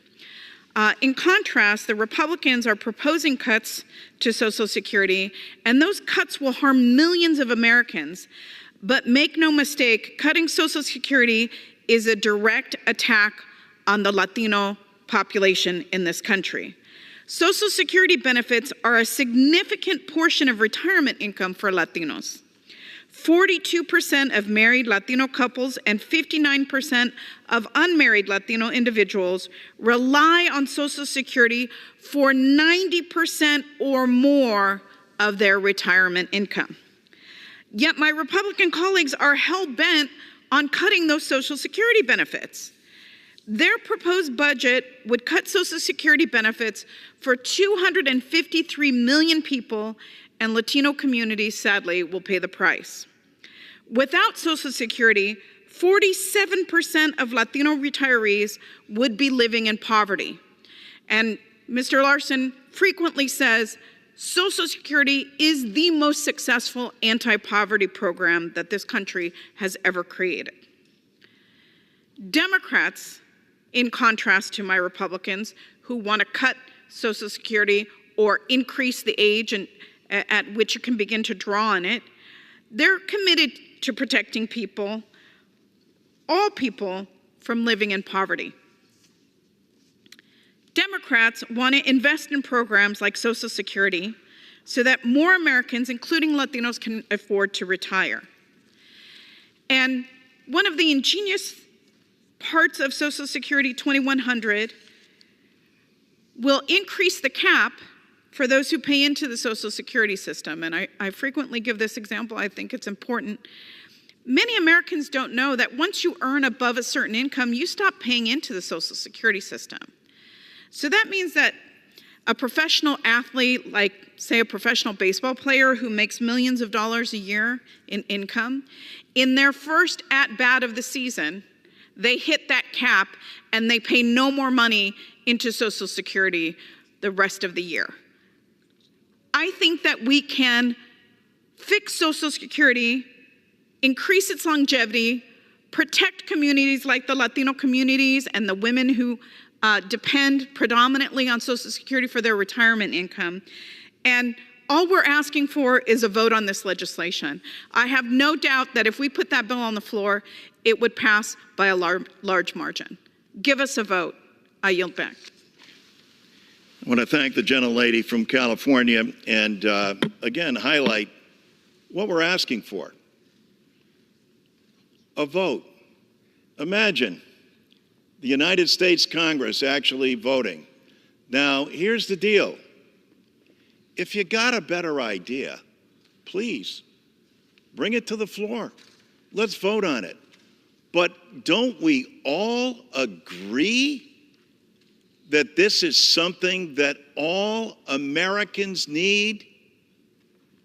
Republicans in their heart, and I know Representative Jody Arrington understands this, on their budget committee, know that the American people desperately need this. More than 50 years since we have enhanced a program for the people of this country, it's outrageous. You can embrace tax cuts for billionaires as though they needed them, and yet a tax cut for a person working who still finds themselves working after they retired is double taxed on their Social Security. There should be outrage on this floor and demanding a vote. And God only knows that if you've got a better idea or a better program, please put it forward. Let's do the democratic thing and vote on it. The gentleman from Rhode Island campaigned on this throughout his effort to be successfully elected to the United States Congress. And I recognize the gentleman from Rhode Island, Mr. Amo. I thank my colleague, the gentleman from Connecticut, Mr. Larson, for yielding. Mr. Speaker, I rise today to address an issue that is deeply personal to me and many Americans, the sacred trusts of Medicare and Social Security. Mr. Speaker, I was raised by a mom who worked double shifts as a nurse in Rhode Island in nursing homes.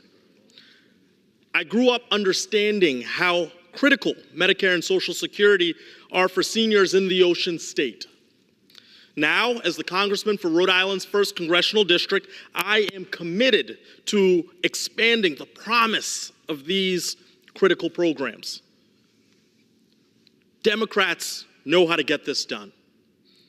Through the landmark Inflation Reduction Act, Congress authorized Medicare to negotiate the price of prescription drugs, capping the cost of insulin for seniors at just $35 a month and limiting out-of-pocket expenses to $2,000 a year. And this Congress, we've committed to Congressman Larson's Social Security 2100 Act, a bill that would shore up benefits by ensuring the wealthiest Americans play by the same rules as everyone else. And yet, as I stand here today, I can't help but contrast these essential measures with the callous budget proposal on the other side of the aisle. Make no mistake, the Republican Study Committee's proposal is a backward budget. If enacted, it would cut Social Security benefits for more than 250 million Americans nationwide. In my home state of Rhode Island, the Republican budget slashes benefits for 74% of the population, forcing 3 out of every 4 residents to work longer for less. In a similar way, Republicans propose undoing the Inflation Reduction Act, jacking up the price of prescription drugs that seniors rely on. No one, and I mean no one, should ever have to doubt if Social Security and Medicare will be there for them in their retirement. That's why I urge my colleagues on the other side of the aisle to come together. Let's save Social Security together by passing Congressman Larson's bill. Let's expand, not repeal, the health care savings that Medicare seniors have seen under the Inflation Reduction Act. And most importantly, let's abandon this misguided idea that punishing seniors, pushing austerity cuts, and raising costs is somehow the solution to the problems we face. Mr. Speaker, we don't have to choose between ensuring solvency and safeguarding the benefits of millions of Americans. We can and we should do both. And by having a vote on the Social Security 2100 Act, we will. Thank you, and I yield back. I thank the gentleman from Rhode Island and wanted to say this as well, that this is a bill that was constructed by more than 350 different groups across this great country and by members of this body who put together their ideas. The Ways and Means Committee merely took the great ideas of our colleagues and put them together.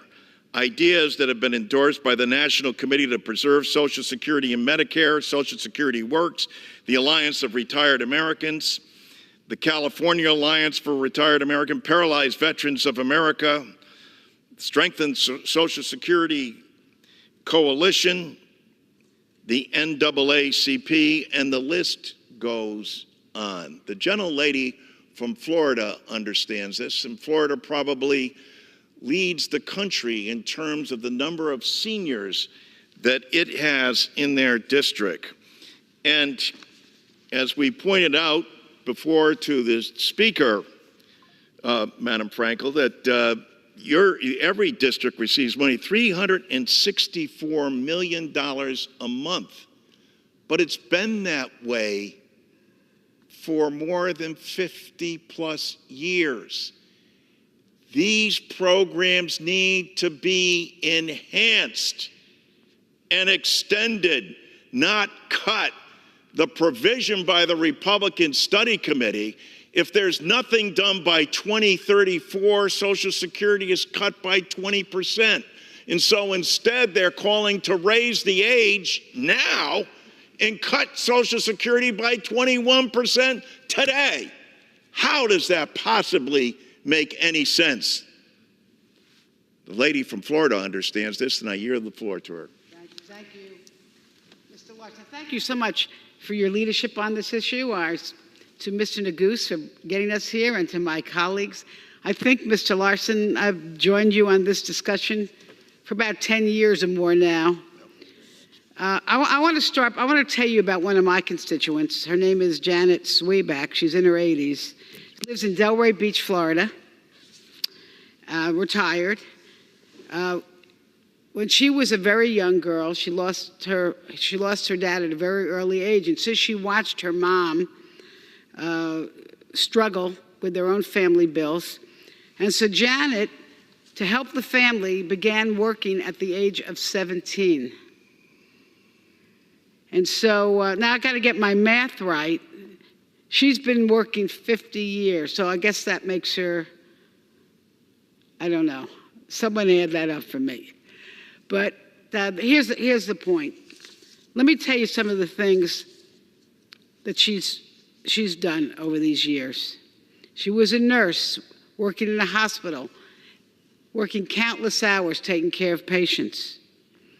She moved to Florida and she became a director of a skilled nursing facility. And then she worked at Alzheimer's patients at the Alzheimer Community Care, probably one of the most difficult assignments a healthcare provider could have. And she managed one of our crisis center hotlines. She retired about 8 years ago and now is one of almost 200,000 seniors in my district, or I like to say seasoned adults. We're seasoned adults in my home district of Palm Beach County. And like the 66 million other Americans rely on Social Security to meet their needs. And Mr. Larson, I like the point you made that not only does Social Security meet the needs of so many of these seniors, but our seniors are great economic generators. I know where I live, if not for the seniors' economic activity, we'd be in pretty bad shape. Janet told me that she fears that without Social Security, she would have to turn to her children somewhat like her mother turned to her when she was young. So here it is. She's worked her whole life paying in Social Security to get benefits. She and millions of other Americans, nurses, school teachers, janitors, construction workers, they worked under the sacred promise that when they turned 65, they would be able to retire with comfort and dignity. And now, House Republicans want to break that promise. Their recently proposed budget slashes Social Security benefits, raises the retirement age, raises Medicare costs, all while promising another giant tax break for their wealthy friends and large corporations. And I know, and I'll say this, and I hope we all agree, that no one who works their entire life should retire into poverty. Social Security is an earned benefit that Americans have already paid for with each and every of their paycheck. And President Biden and House Democrats and senators are committed to defending it from Republican cuts and securing it with meaningful legislation that requires our wealthiest citizens to pay their fair share. So I am proud to stand here with my colleagues, standing up for Social Security, keeping it secure, and honoring our most seasoned citizens. And with that, I yield back. I thank the gentlelady from Florida again and reiterate that all we're asking for is a vote. So for those citizens tuned into C-SPAN and listening tonight, if you're saying, well, what do you mean? Why is it that you can't get a vote on this in the United States Congress? Good question.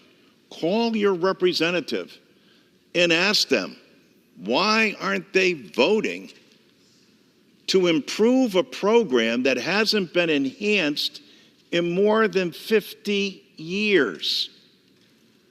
We hear from the other side all the time about what we need to do in terms of cuts. Imagine this is what they'd like to cut.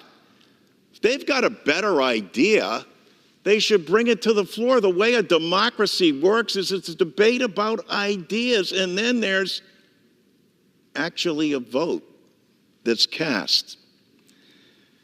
The gentlelady from New Mexico understands this and understands how important the money coming into her district is monthly as well. It understands how vitally important Social Security is to our economy, and not just to our retirees, but to our disabled and to their spouses and to children. The genius of Franklin Delano Roosevelt is what keeps entrepreneurialism and capitalism alive and allows people to take risk because they know that there's a safety net there for its people. The gentlelady understands this, and I yield the floor to the gentlelady from New Mexico. Thank you, Mr. Speaker. In New Mexico, we care for our elders.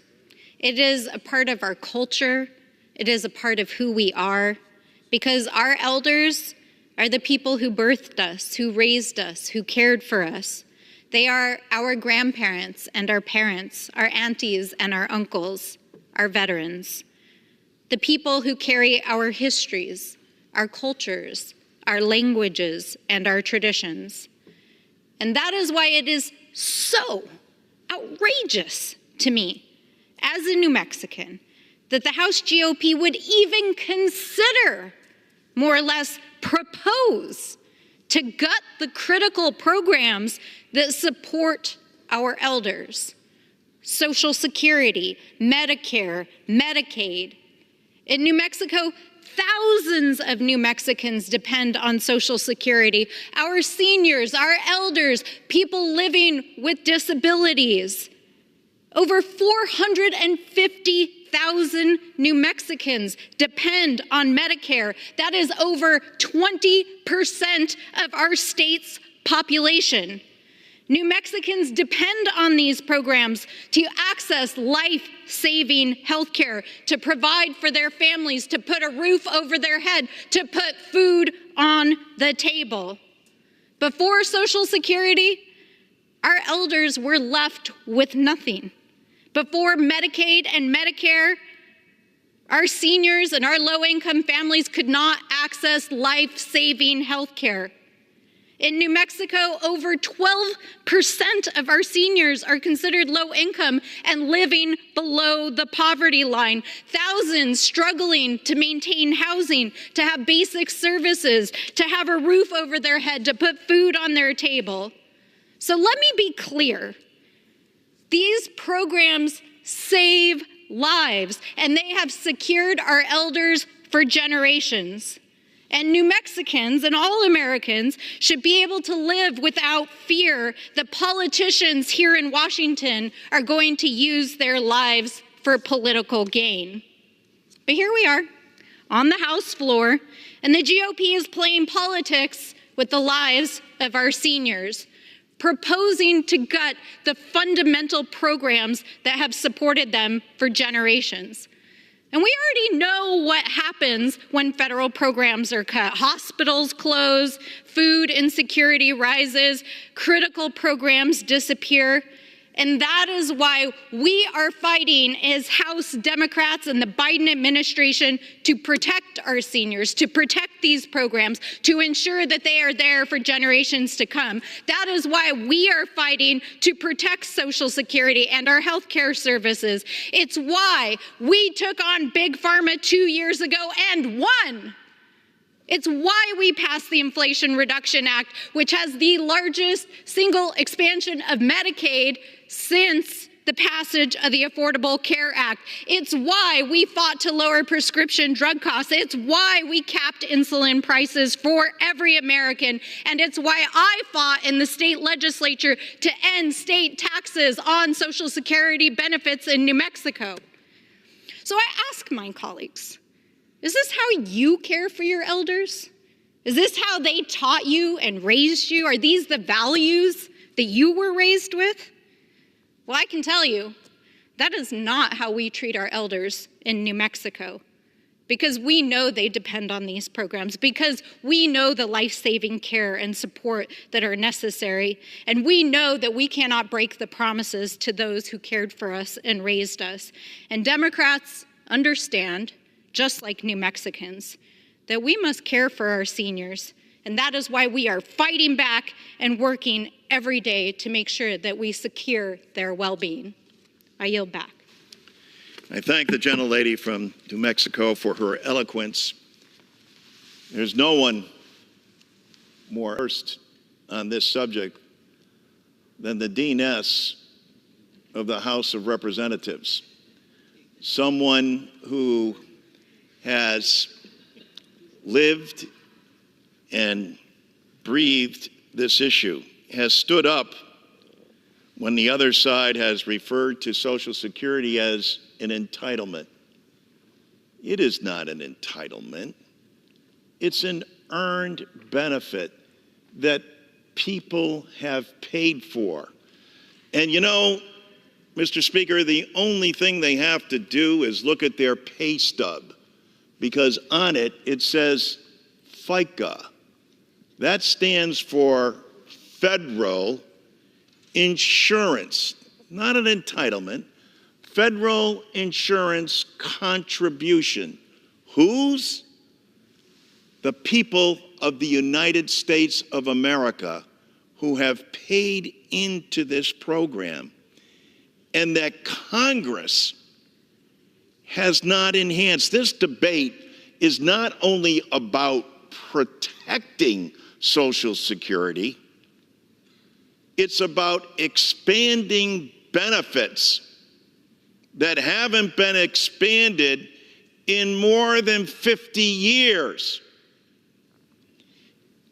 I commend President Biden for having the courage and the temerity on this floor in the State of the Union message to speak directly to the American people, and even those colleagues on the other side who try to decry the efforts of Social Security and the president's plan to make sure that it's solvent by lifting the cap. Imagine that, on people making over $400,000.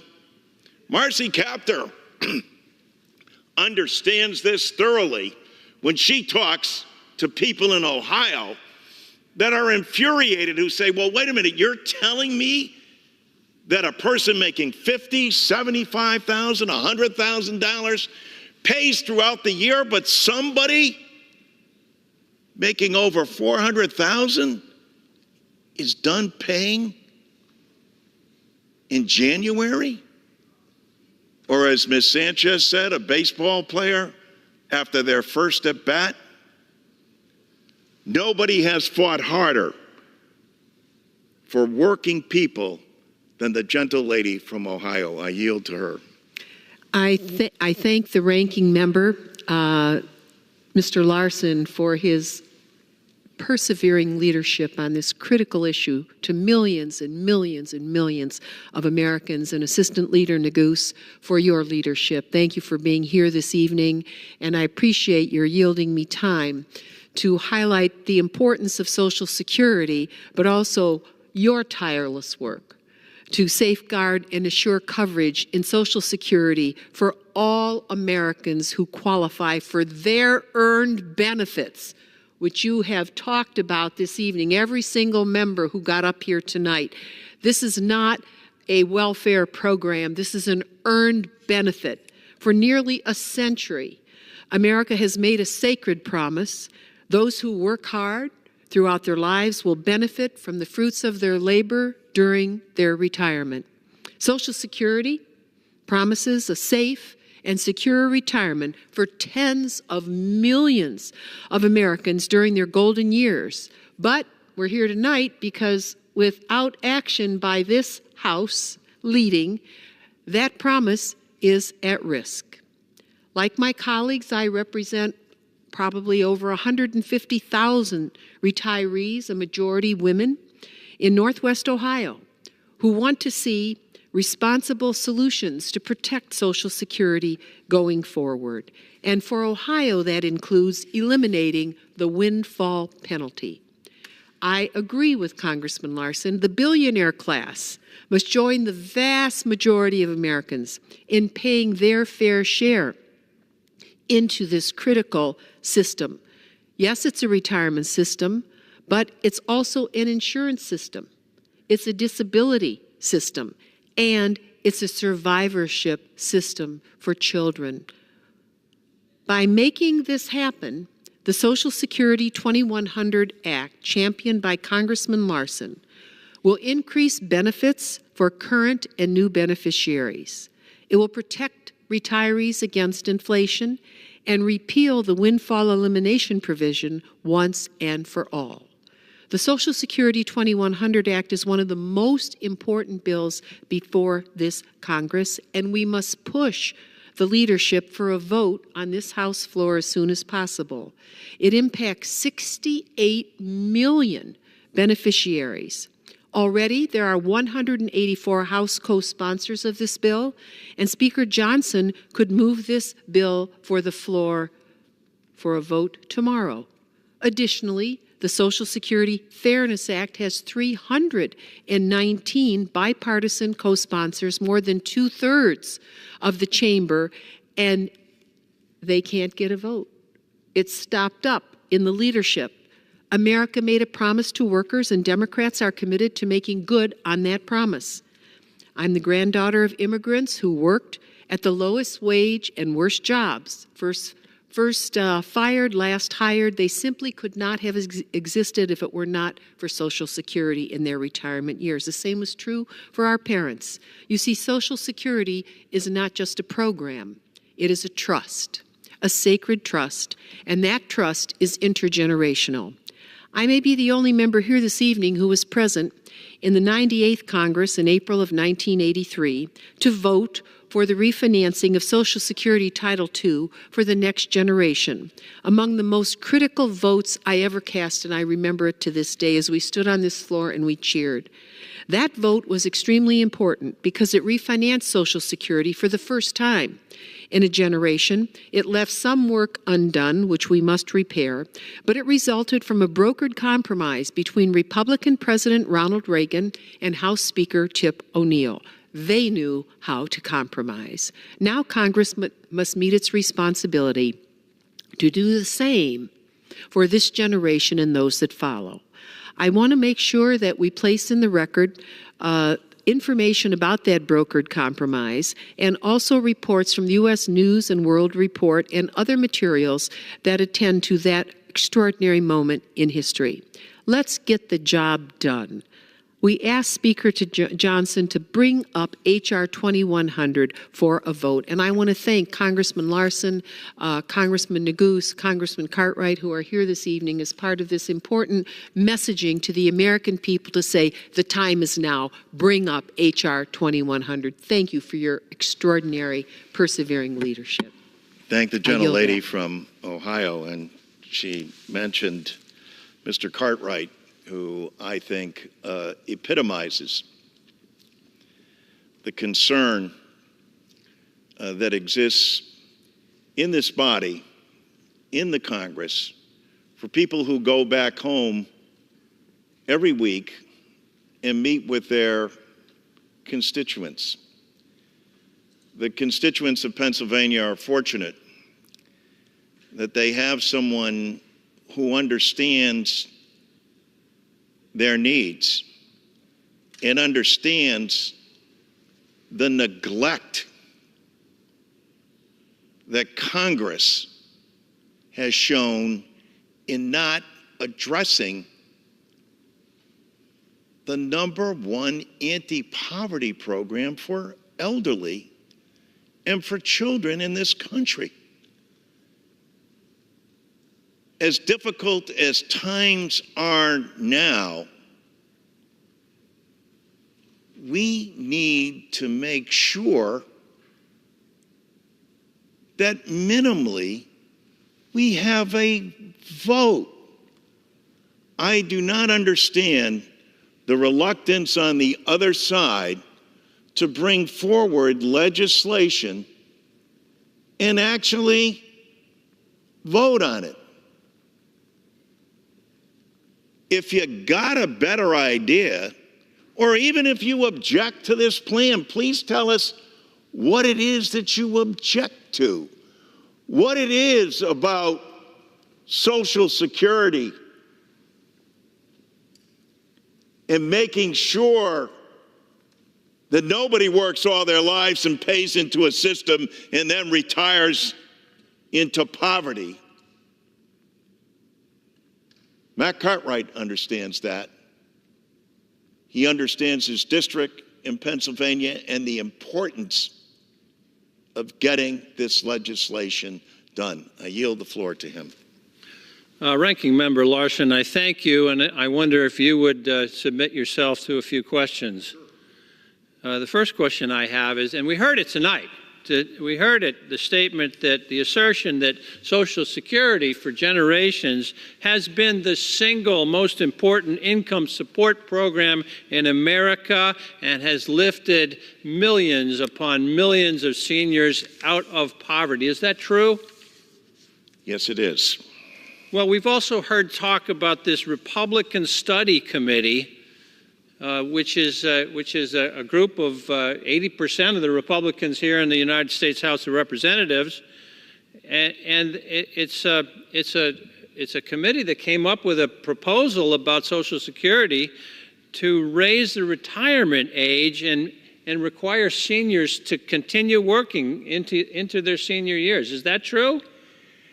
Not only is it true, but I think what the general public needs to understand, and as you point out, Mr. Cartwright, the saying goes like this: well, you know, people are living longer, so therefore, because they're living longer, what we ought to do is raise the age. What the study committee doesn't tell you is that for every year you raise the age, that's a 7% cut in benefits. Oh, so if you raise the age to 70, that's a 21% cut in your benefits going forward. How is it, from just mere logic, that if you're living longer, you need to live on 21% less? The American people understand this, and that's why they're so upset. But that's why, Mr. Cartwright, we need a vote. Well, one final question for you, Ranking Member Larson. This idea of raising the retirement age, and as you've explained very well, which constitutes a cut in benefits for every year they raise it, economists have worked it out, how much that's going to cost out of the Social Security system. Their plan is to raise the retirement age and cut Social Security benefits by $1.5 trillion with a T. That's what happens when you raise the retirement age to 69 the way they want to do. Is that right?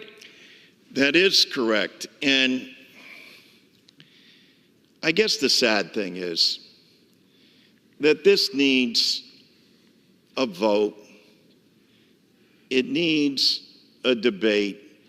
Philosophically, if you believe, and God bless, some on the other side do, believe that this is some form of socialism and that everybody ought to be able to pull themselves up by their own bootstraps and be able to make do for themselves. You don't need the government to do anything for you, even when you've paid in all your life to a program that has been the greatest American program to sustain our elderly and to sustain our children. If you disagree with that, that's terrific, but let's then take that to the American people. And where do you do that? On the floor of the House of Representatives, where you actually will debate the issue and put forward your proposals versus ours. Isn't that the way democracy is supposed to work, Mr. Cartwright? You got that right, Ranking Member Larson, and thank you for answering my questions. Tonight, I'm here to speak on behalf of 191,000 people from northeastern Pennsylvania who depend on Social Security checks coming in to keep them alive. Probably over 40% of them look to those checks as the only visible means of support that they have.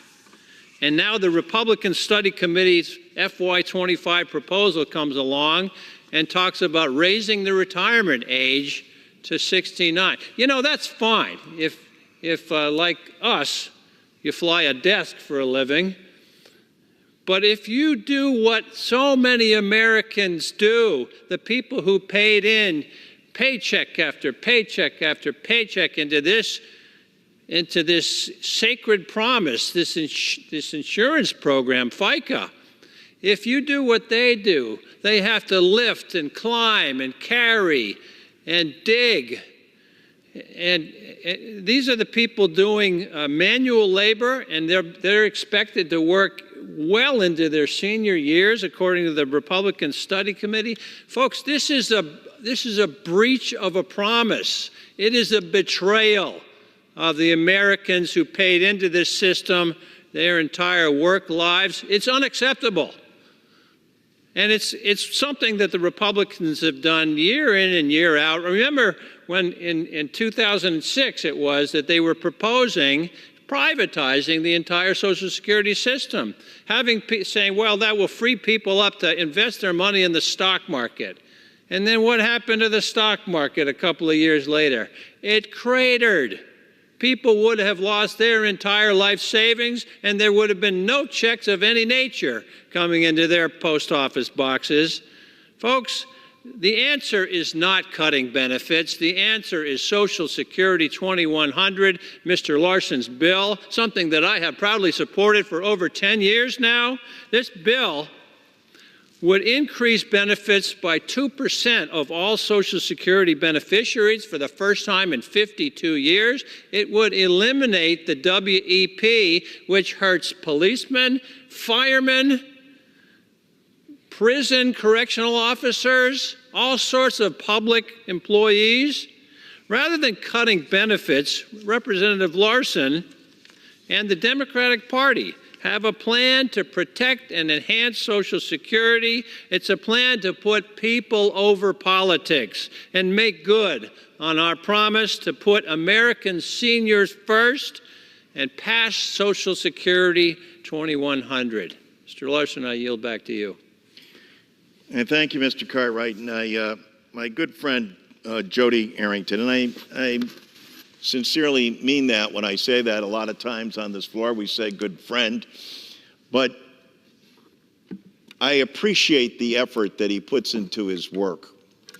And I bring these cards here this evening just to point out to our colleagues what it is actually. I don't think, and we've made one for every member of Congress, and this is just a direct plea. Understand what's going on in your district because of Social Security. And then also understand that, and citizens have every right to ask, so why hasn't Congress done anything to enhance this program, Democrats and Republicans, in more than 50 years, especially when we know how vital this program is to our own system of capitalism and entrepreneurialism and what it means to every single one of our communities.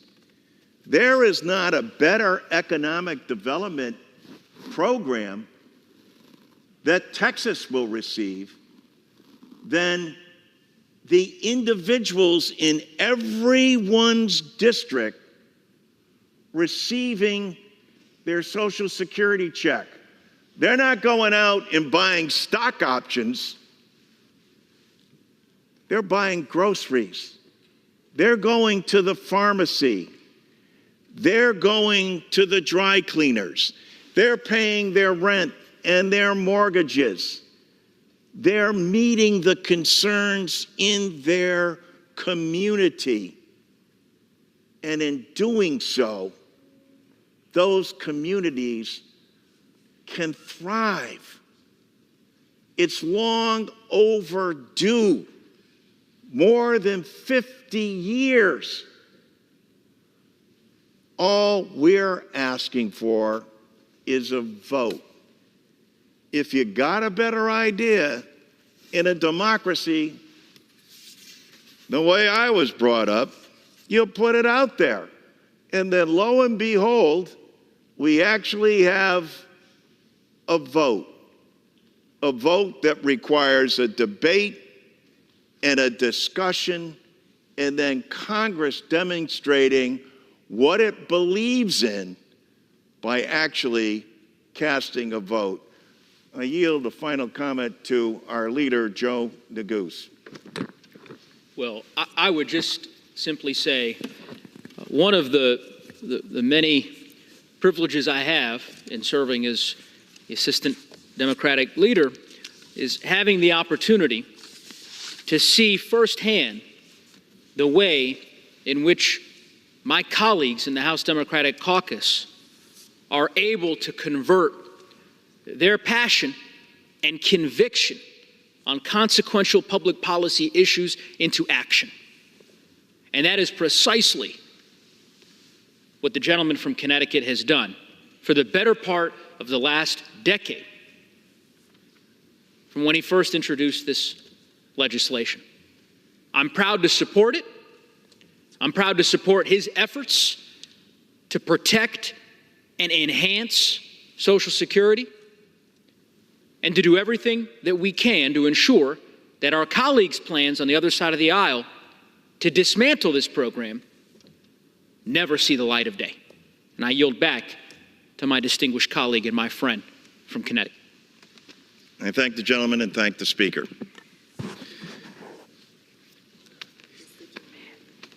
Does the gentleman yield back? Yes. Thank you. Members are reminded to address their remarks to the chair and not to a perceived viewing audience. Under the Speaker's announced policy of January 9th, 2023, the gentleman from Texas, Mr. Roy, is recognized for 60 minutes as the designee of the Majority Leader. Well, I thank the Speaker. I notice it must be campaign season. My colleagues on the other side of the aisle are trotting out the age-old push granny off the cliff campaign talking points. Never fails. You want to have a conversation about how to save Social Security, which the trustees just put a report out this week, or last week, pointing out that it's going to be underwater by 2033. You want to ignore that reality, instead of figuring out how we're going to actually deal with the problem. What do? They trot out the same old story about taxes. By any objective measure, by any analysis by left, right, center, libertarian, conservative, liberal, you could tax literally the entirety of the top 1% earners, and you can't possibly balance the budget. The math doesn't work. So we can throw all this around in election year rhetoric, but the truth is our colleagues on the other side of the aisle are not just watching Social Security go bankrupt, but they're bankrupt in ideas on what to do about it. The fact is, you got to actually constrain spending, discretionary spending, deal with the issues we got to deal with on mandatory spending, and recognize the fact that we're $34.5 trillion in debt. We're racking up $1 trillion every 3 months.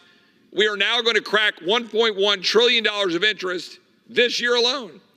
$1.1 trillion of interest, which is far more than our entire defense budget. The fact is, our retirees are going to have a problem in 2033. And in fact, this trustees report pointed out that they'll be getting 79 cents on the dollar in 2033. So we can have a conversation about what you want to do about taxes, but my colleagues on the other side of the aisle are all too happy to regulate and crush the entire American economy to death and drive up inflation, making all those Social Security recipients have less value in their Social Security dollars. That's the truth. The average American can't afford to live, whether they're earning money in the prime of their earning potential in their earning years, or whether they're a retiree, because the dollar value is decreasing because we're printing money. Because frankly, my colleagues on the other side of the aisle have no interest in actually being fiscally responsible, but I'm an equal opportunity basher of fiscal irresponsibility, nor do my colleagues on this side of the aisle, to be honest. It is a repeating problem that never ends. But it is my colleagues on the other side of the aisle, my radical progressive Democrat colleagues, and there's no other way to characterize them, who want to use scare tactics in a campaign year rather than addressing any of the actual fiscal issues that address our nation. The fact is, they are destroying the American dream, killing the ability of the average American family to prosper. Hardworking American families right now are struggling to pay bills, struggling to be able to buy a car. Why? Because we've regulated them to death. Why? Because chasing climate fantasy, we're killing the ability of an American to go buy a car with an internal combustion engine. We're piling up EVs on the lots of dealerships around the country. We are now embracing, because the Biden administration embraced unilaterally a tailpipe rule that will mandate EV production, 2/3 of the fleet being produced by 2030. You're crushing the American dream before your very eyes. That's what has happened. The so-called Inflation Reduction Act, mandating massive subsidies of so-called green programs, which are actually subsidizing China and the massive corporations that my colleagues on the other side of the aisle decry. They want to increase the corporate tax rate, which will punish hardworking Americans who are trying to create wealth relative to corporations around the world, but they don't want to undo the massive corporate subsidies they gave to Green New Deal recipients. That's the truth.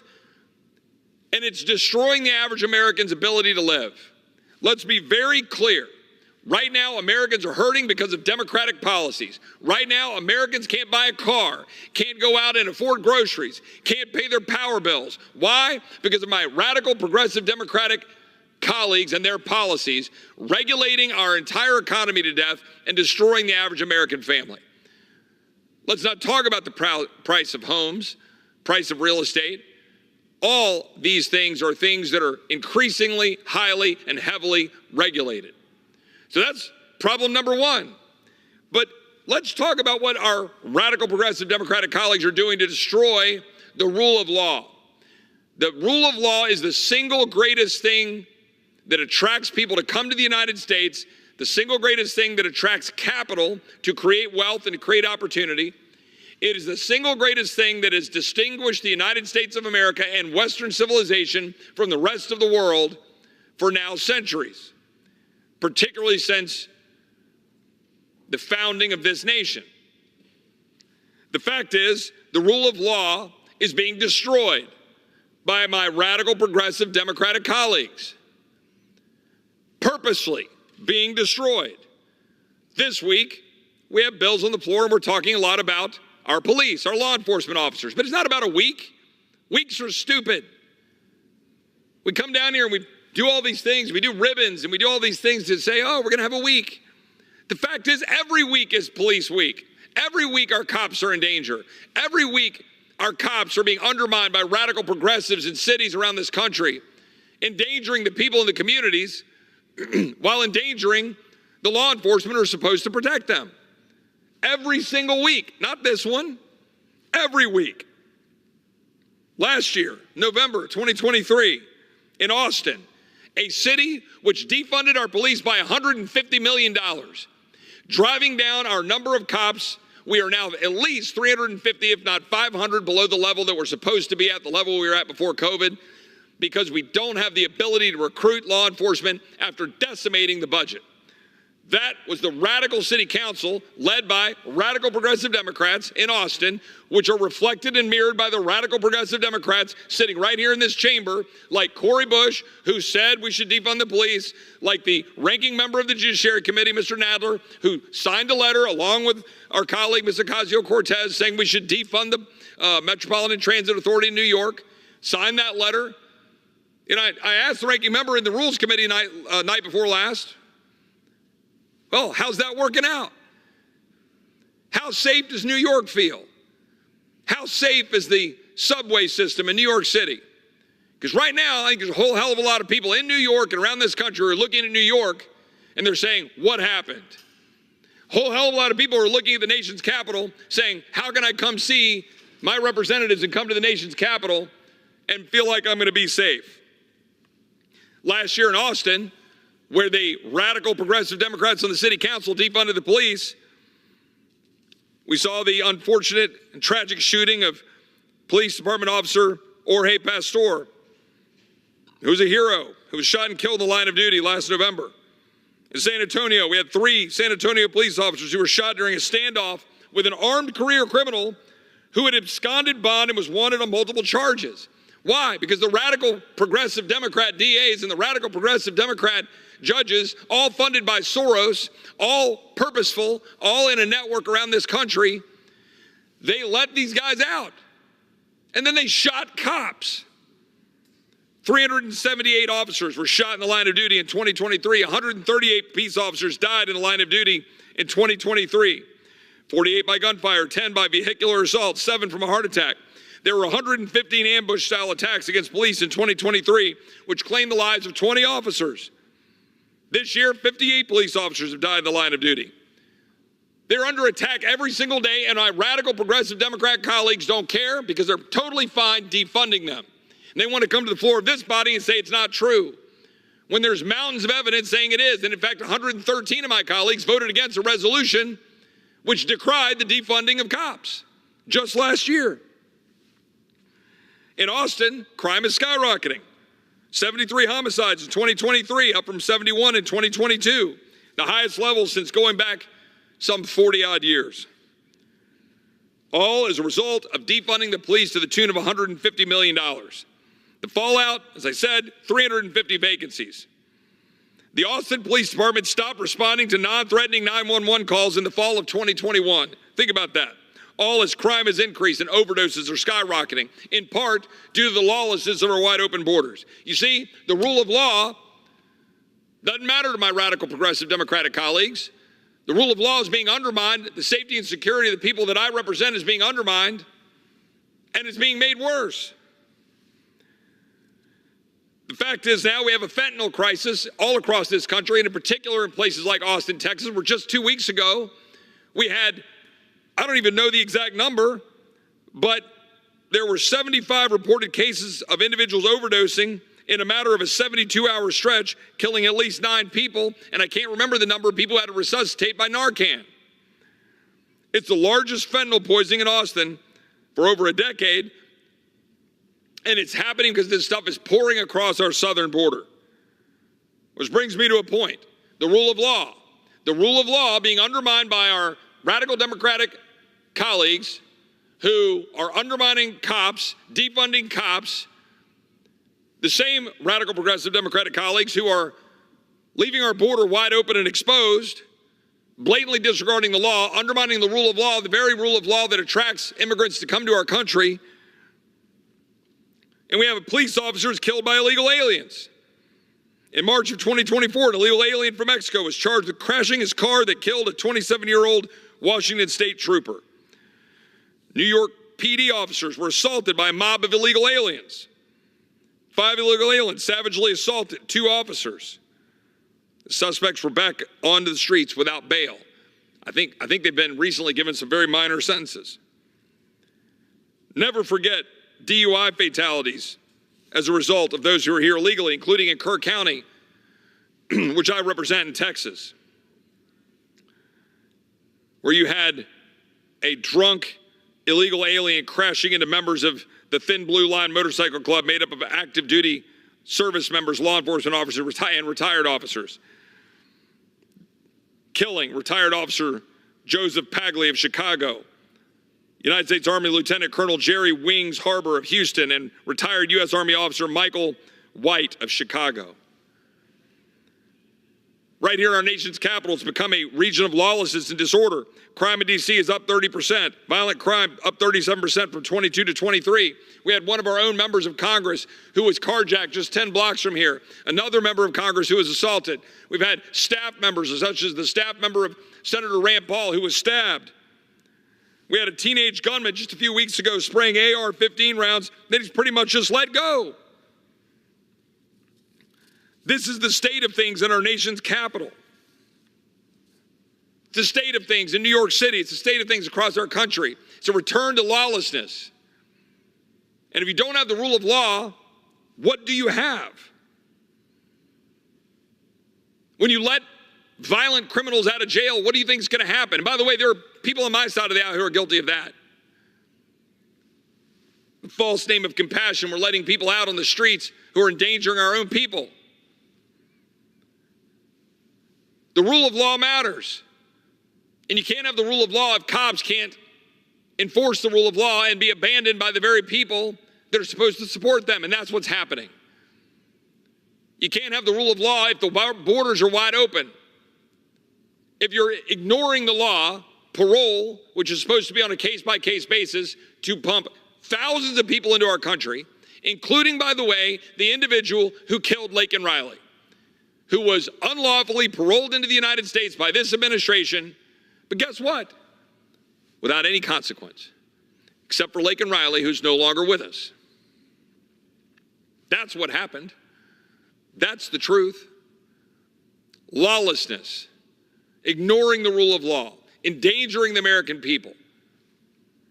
And now you have the rank lawlessness of a sham trial against the former president in New York. A bootstrap charge that relies on an unreliable witness being presided over by a biased judge. That's the truth, and anybody with eyes knows it. It's not the rule of law.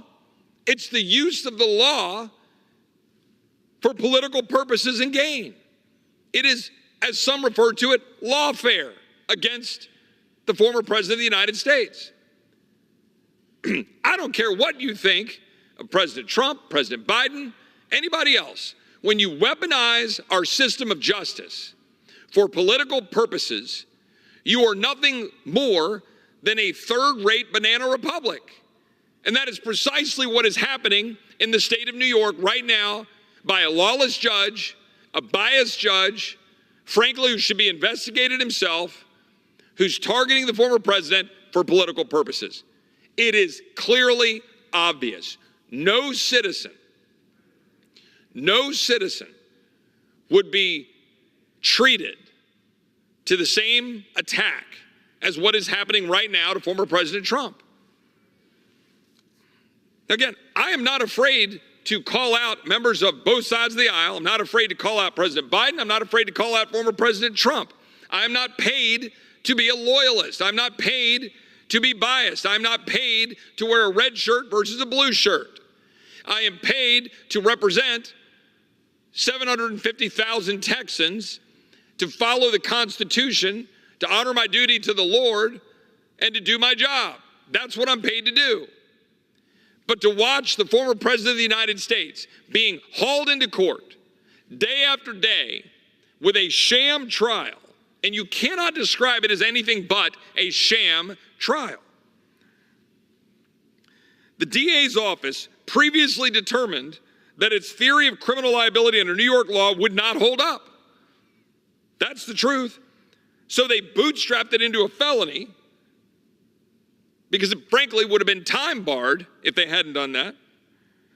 And so you got to have the felony charge proving that Trump was concealing another crime. That's why they're now trying to pull in a federal campaign charge. But the campaign laws in question are federal. And when New York's penal code speaks of concealing, quote, another crime, it must be referring to a crime under New York law. But they're trying to bootstrap it into federal law. That's the truth. It's hard to see how the government could meet the burden of proof. According to my good friend Andy McCarthy, a former federal prosecutor, he wrote that saying, not unless there is as yet undisclosed evidence that Trump actually paused to consider the possibility that these payments were in-kind campaign expenditures, believe they might well be, yet went through with them anyway. All bootstrapped federal law into state crime charges. Neither the Justice Department nor the Federal Election Commission bureaucrats whose expertise lies in the operation of the relevant laws alleged wrongdoing by Trump. Yet here we are. And by the way, the whole theory hinges on Michael Cohen, who is widely viewed to have committed perjury in multiple locations, including before this very body in the House Oversight Committee, as Chairman Comer has laid out for the public to see. By the way, a convicted felon he is. By the way, disbarred he is. Previously pleading guilty to perjury, financial crimes, campaign finance violations.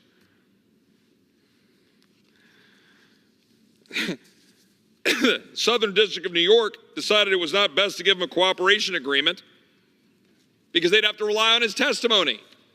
Yet here we are, and we've got this case proceeding with Bragg doing it for political purposes, all in front of a biased judge.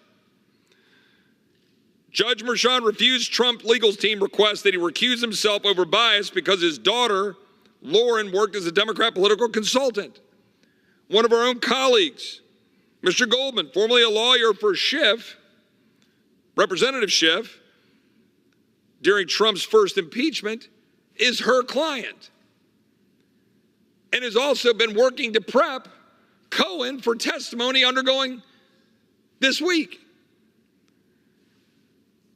And by the way, the daughter of the judge has worked for prominent Democrats, Kamala Harris, Gavin Newsom, Congressman Adam Schiff, has made multiple contributions to Democratic campaigns.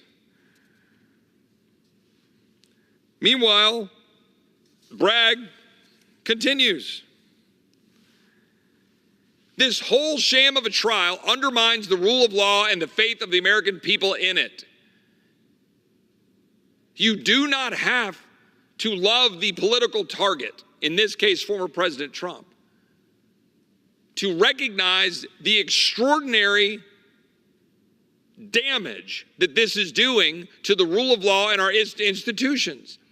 And by the way, the purposeful damage it is attempting to be done to President Trump himself. That's the purpose. And to his great credit, he's persisting. Not allowing this kangaroo court in New York to undermine his ability to continue to campaign, to try to garner the votes necessary to win in November, come in here and clean up the mess that is being created by the lawless Biden administration, a Biden administration which is engaging in lawless behavior on a daily basis, whether it's student loans, ignoring the courts, whether it's wide open borders, whether it's fentanyl pouring into our communities, whether it's perpetuating this undermining of cops. That's all happening in real time. It is hard to keep up with the rampant level of lawlessness coming out of the current administration and the abject failure of my radical progressive Democratic colleagues on the other side of the aisle to do a thing about it.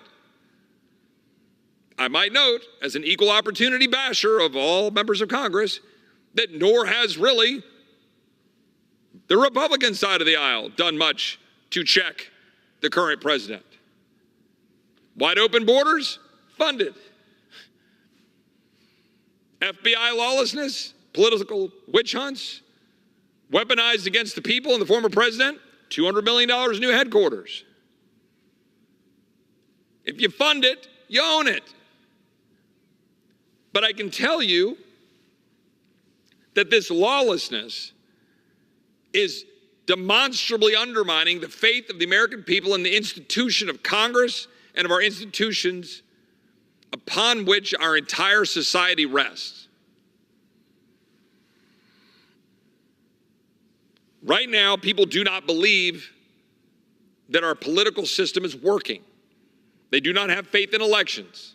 They do not have faith that our borders are being protected. They do not have faith that our police are being supported, that our streets are safe. They do not have faith in a system of justice that will target a former president for political purposes, a Department of Justice that will be weaponized against the people. A woman just yesterday or 2 days ago that was sentenced to 57 months in jail, almost 5 years, because she protested at an abortion clinic in Washington, D.C. Maybe she committed it. By the way, a progressive activist in jail for 57 months. It is extraordinary. And what are we doing about it? We're Congress. It's right here in D.C. Does anybody care about this woman's life? Maybe it's a misdemeanor. Maybe she should pay a fine. I don't know, maybe a misdemeanor like 30 days in jail if she did something that was blocking people's access or something. I don't know, but 5 years in jail under a FACE Act federal prosecution? That is extraordinary. I mean, does anybody care about what's happening to the weaponization of government against the people? Again, do you believe that your nation is sovereign and secure when our borders are wide open and terrorists and criminals come in? The answer is no. The county attorney of Kinney County, Texas, was just testifying this week in the Budget Committee. And he said, in 2021, they had about 150 prosecutions. Last year, they had 6,700. My Democratic colleagues shrug that off like it's no big deal. They shrug off the $13 billion that Texas has to pay to deal with wide open borders. They shrug off the death of Laken Riley like it's just some happenstance because the president is violently disregarding our laws and pumping people into the United States in violation of parole laws. Our cops are being targeted. They're not being prosecuted. Soros DAs are letting criminals on the streets. We're funding the lawlessness, letting people out on the streets.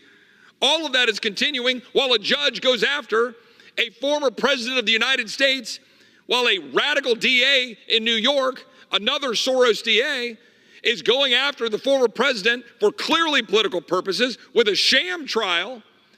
All of that is happening. Why would the American people believe in the institutions of this country?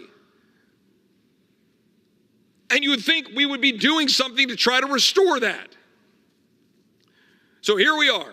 There is one thing we can do, one thing we should do to restore some semblance of confidence in our system this year. House Republicans must pass the SAVE Act. House Republicans have the opportunity to make clear what 87% of Americans believe, that only citizens of the United States should vote in elections, and in this case, in the SAVE Act, that they vote in federal elections. They must be a citizen. They must produce documentary evidence of being a citizen of the United States to vote in a federal election. 87% of Americans, vast bipartisan support across this country to ensure that you can believe in our system of elections, that only citizens will be voting. Just last week, my radical progressive Democratic colleagues unanimously opposed a bill to exclude non-United States citizens from the census used to allocate congressional seats. Also last week, in a very clearly Freudian slip, President Biden described the millions of illegal aliens he's allowed into the United States as, quote, voters. Washington, D.C., fairly notoriously, just had a training program just in April, training people to be able to make it possible for illegal aliens in D.C. to vote. Now, they'll all say, Chip, it's already unlawful for people to vote in federal elections if you're not a citizen. Do you believe it? Do you believe that the jurisdictions across this country, including the nation's capital, including San Francisco, including Oakland, including multiple places around this country who have embraced allowing illegal aliens to vote in local and state elections, do you believe that they're being checked to ensure that they're not voting in federal elections? Well, let me tell you this. Current law, in all of our infinite wisdom as Congress, since we get so many things right here, current law put forward by the Congress restricts the ability of states to check to make sure that you're a citizen. True story. The brilliance of your United States Congress. They say by law you must be a citizen to vote. But then they say you, state, can't check to make sure that the voter is a citizen. Arizona has 2 systems for voting. State-based, why? Because they passed a law saying only citizens can vote. So they have a system to check state elections, state races, local races. they require to check the citizenship for that. For federal elections, they don't. Now, how messed up is that? The Constitution gives authority to the Congress to be able to ensure the integrity of our elections. Yes, the states can set the time, place, and manner of how the elections are carried out. But Congress has the power to step in to ensure that our elections are carried out appropriately. So we have a simple bill, the SAVE Act. It has 50-odd co-sponsors in the House and growing. My colleague, Senator Mike Lee in the Senate, introduced it over there. Has multiple co-sponsors and growing. This bill is simple. Every single Republican should support it. And if they don't support it, they should answer why. Should voters in the United States who are voting in federal elections be citizens of the United States? 87% of Americans say yes. Anybody sensible says yes. Should anyone who's going to vote in those federal elections in Congress, Senate, and for the presidency, should they have to demonstrate that they are in fact citizens by presenting a passport, by presenting a voter ID, a real ID from a state-issued driver's license, combined with a birth certificate, other forms that we lay out, like anything else you have to do. If you want to fly in this country, all the things that you have to do to prove you are who you say you are. And to my radical progressive Democratic colleagues who protest, saying, this is crazy, it's already a requirement that you be a citizen to vote. Then what are you afraid of? What are you worried about? I will tell you what they're worried about. They're worried about making sure it's true. They worry about the fact that the vast majority of my radical progressive Democratic colleagues would be perfectly fine getting rid of that law requiring citizenship to vote. So we need to call the question. So we have a piece of legislation that is supported by vast numbers of election law experts and groups, supported by the Speaker of the House, supported by 50-odd Republicans and growing. This bill needs to be brought forward. It needs to be brought to the House Admin Committee. It needs to be brought to the Rules Committee and to the floor of the House. It needs to be voted out by my Republican colleagues, or they need to explain why.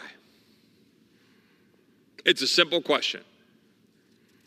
If you want people to believe in their country, if you want them to believe in the rule of law, if you want them to believe in their system of government, if you want them to believe in the elections of their representatives and of the President of the United States, so that we can avoid what happened in 2016 when my radical progressive Democratic colleagues questioned the election of President Trump over Secretary of State Hillary Clinton, and did so vocally and loudly and repeatedly, questioning.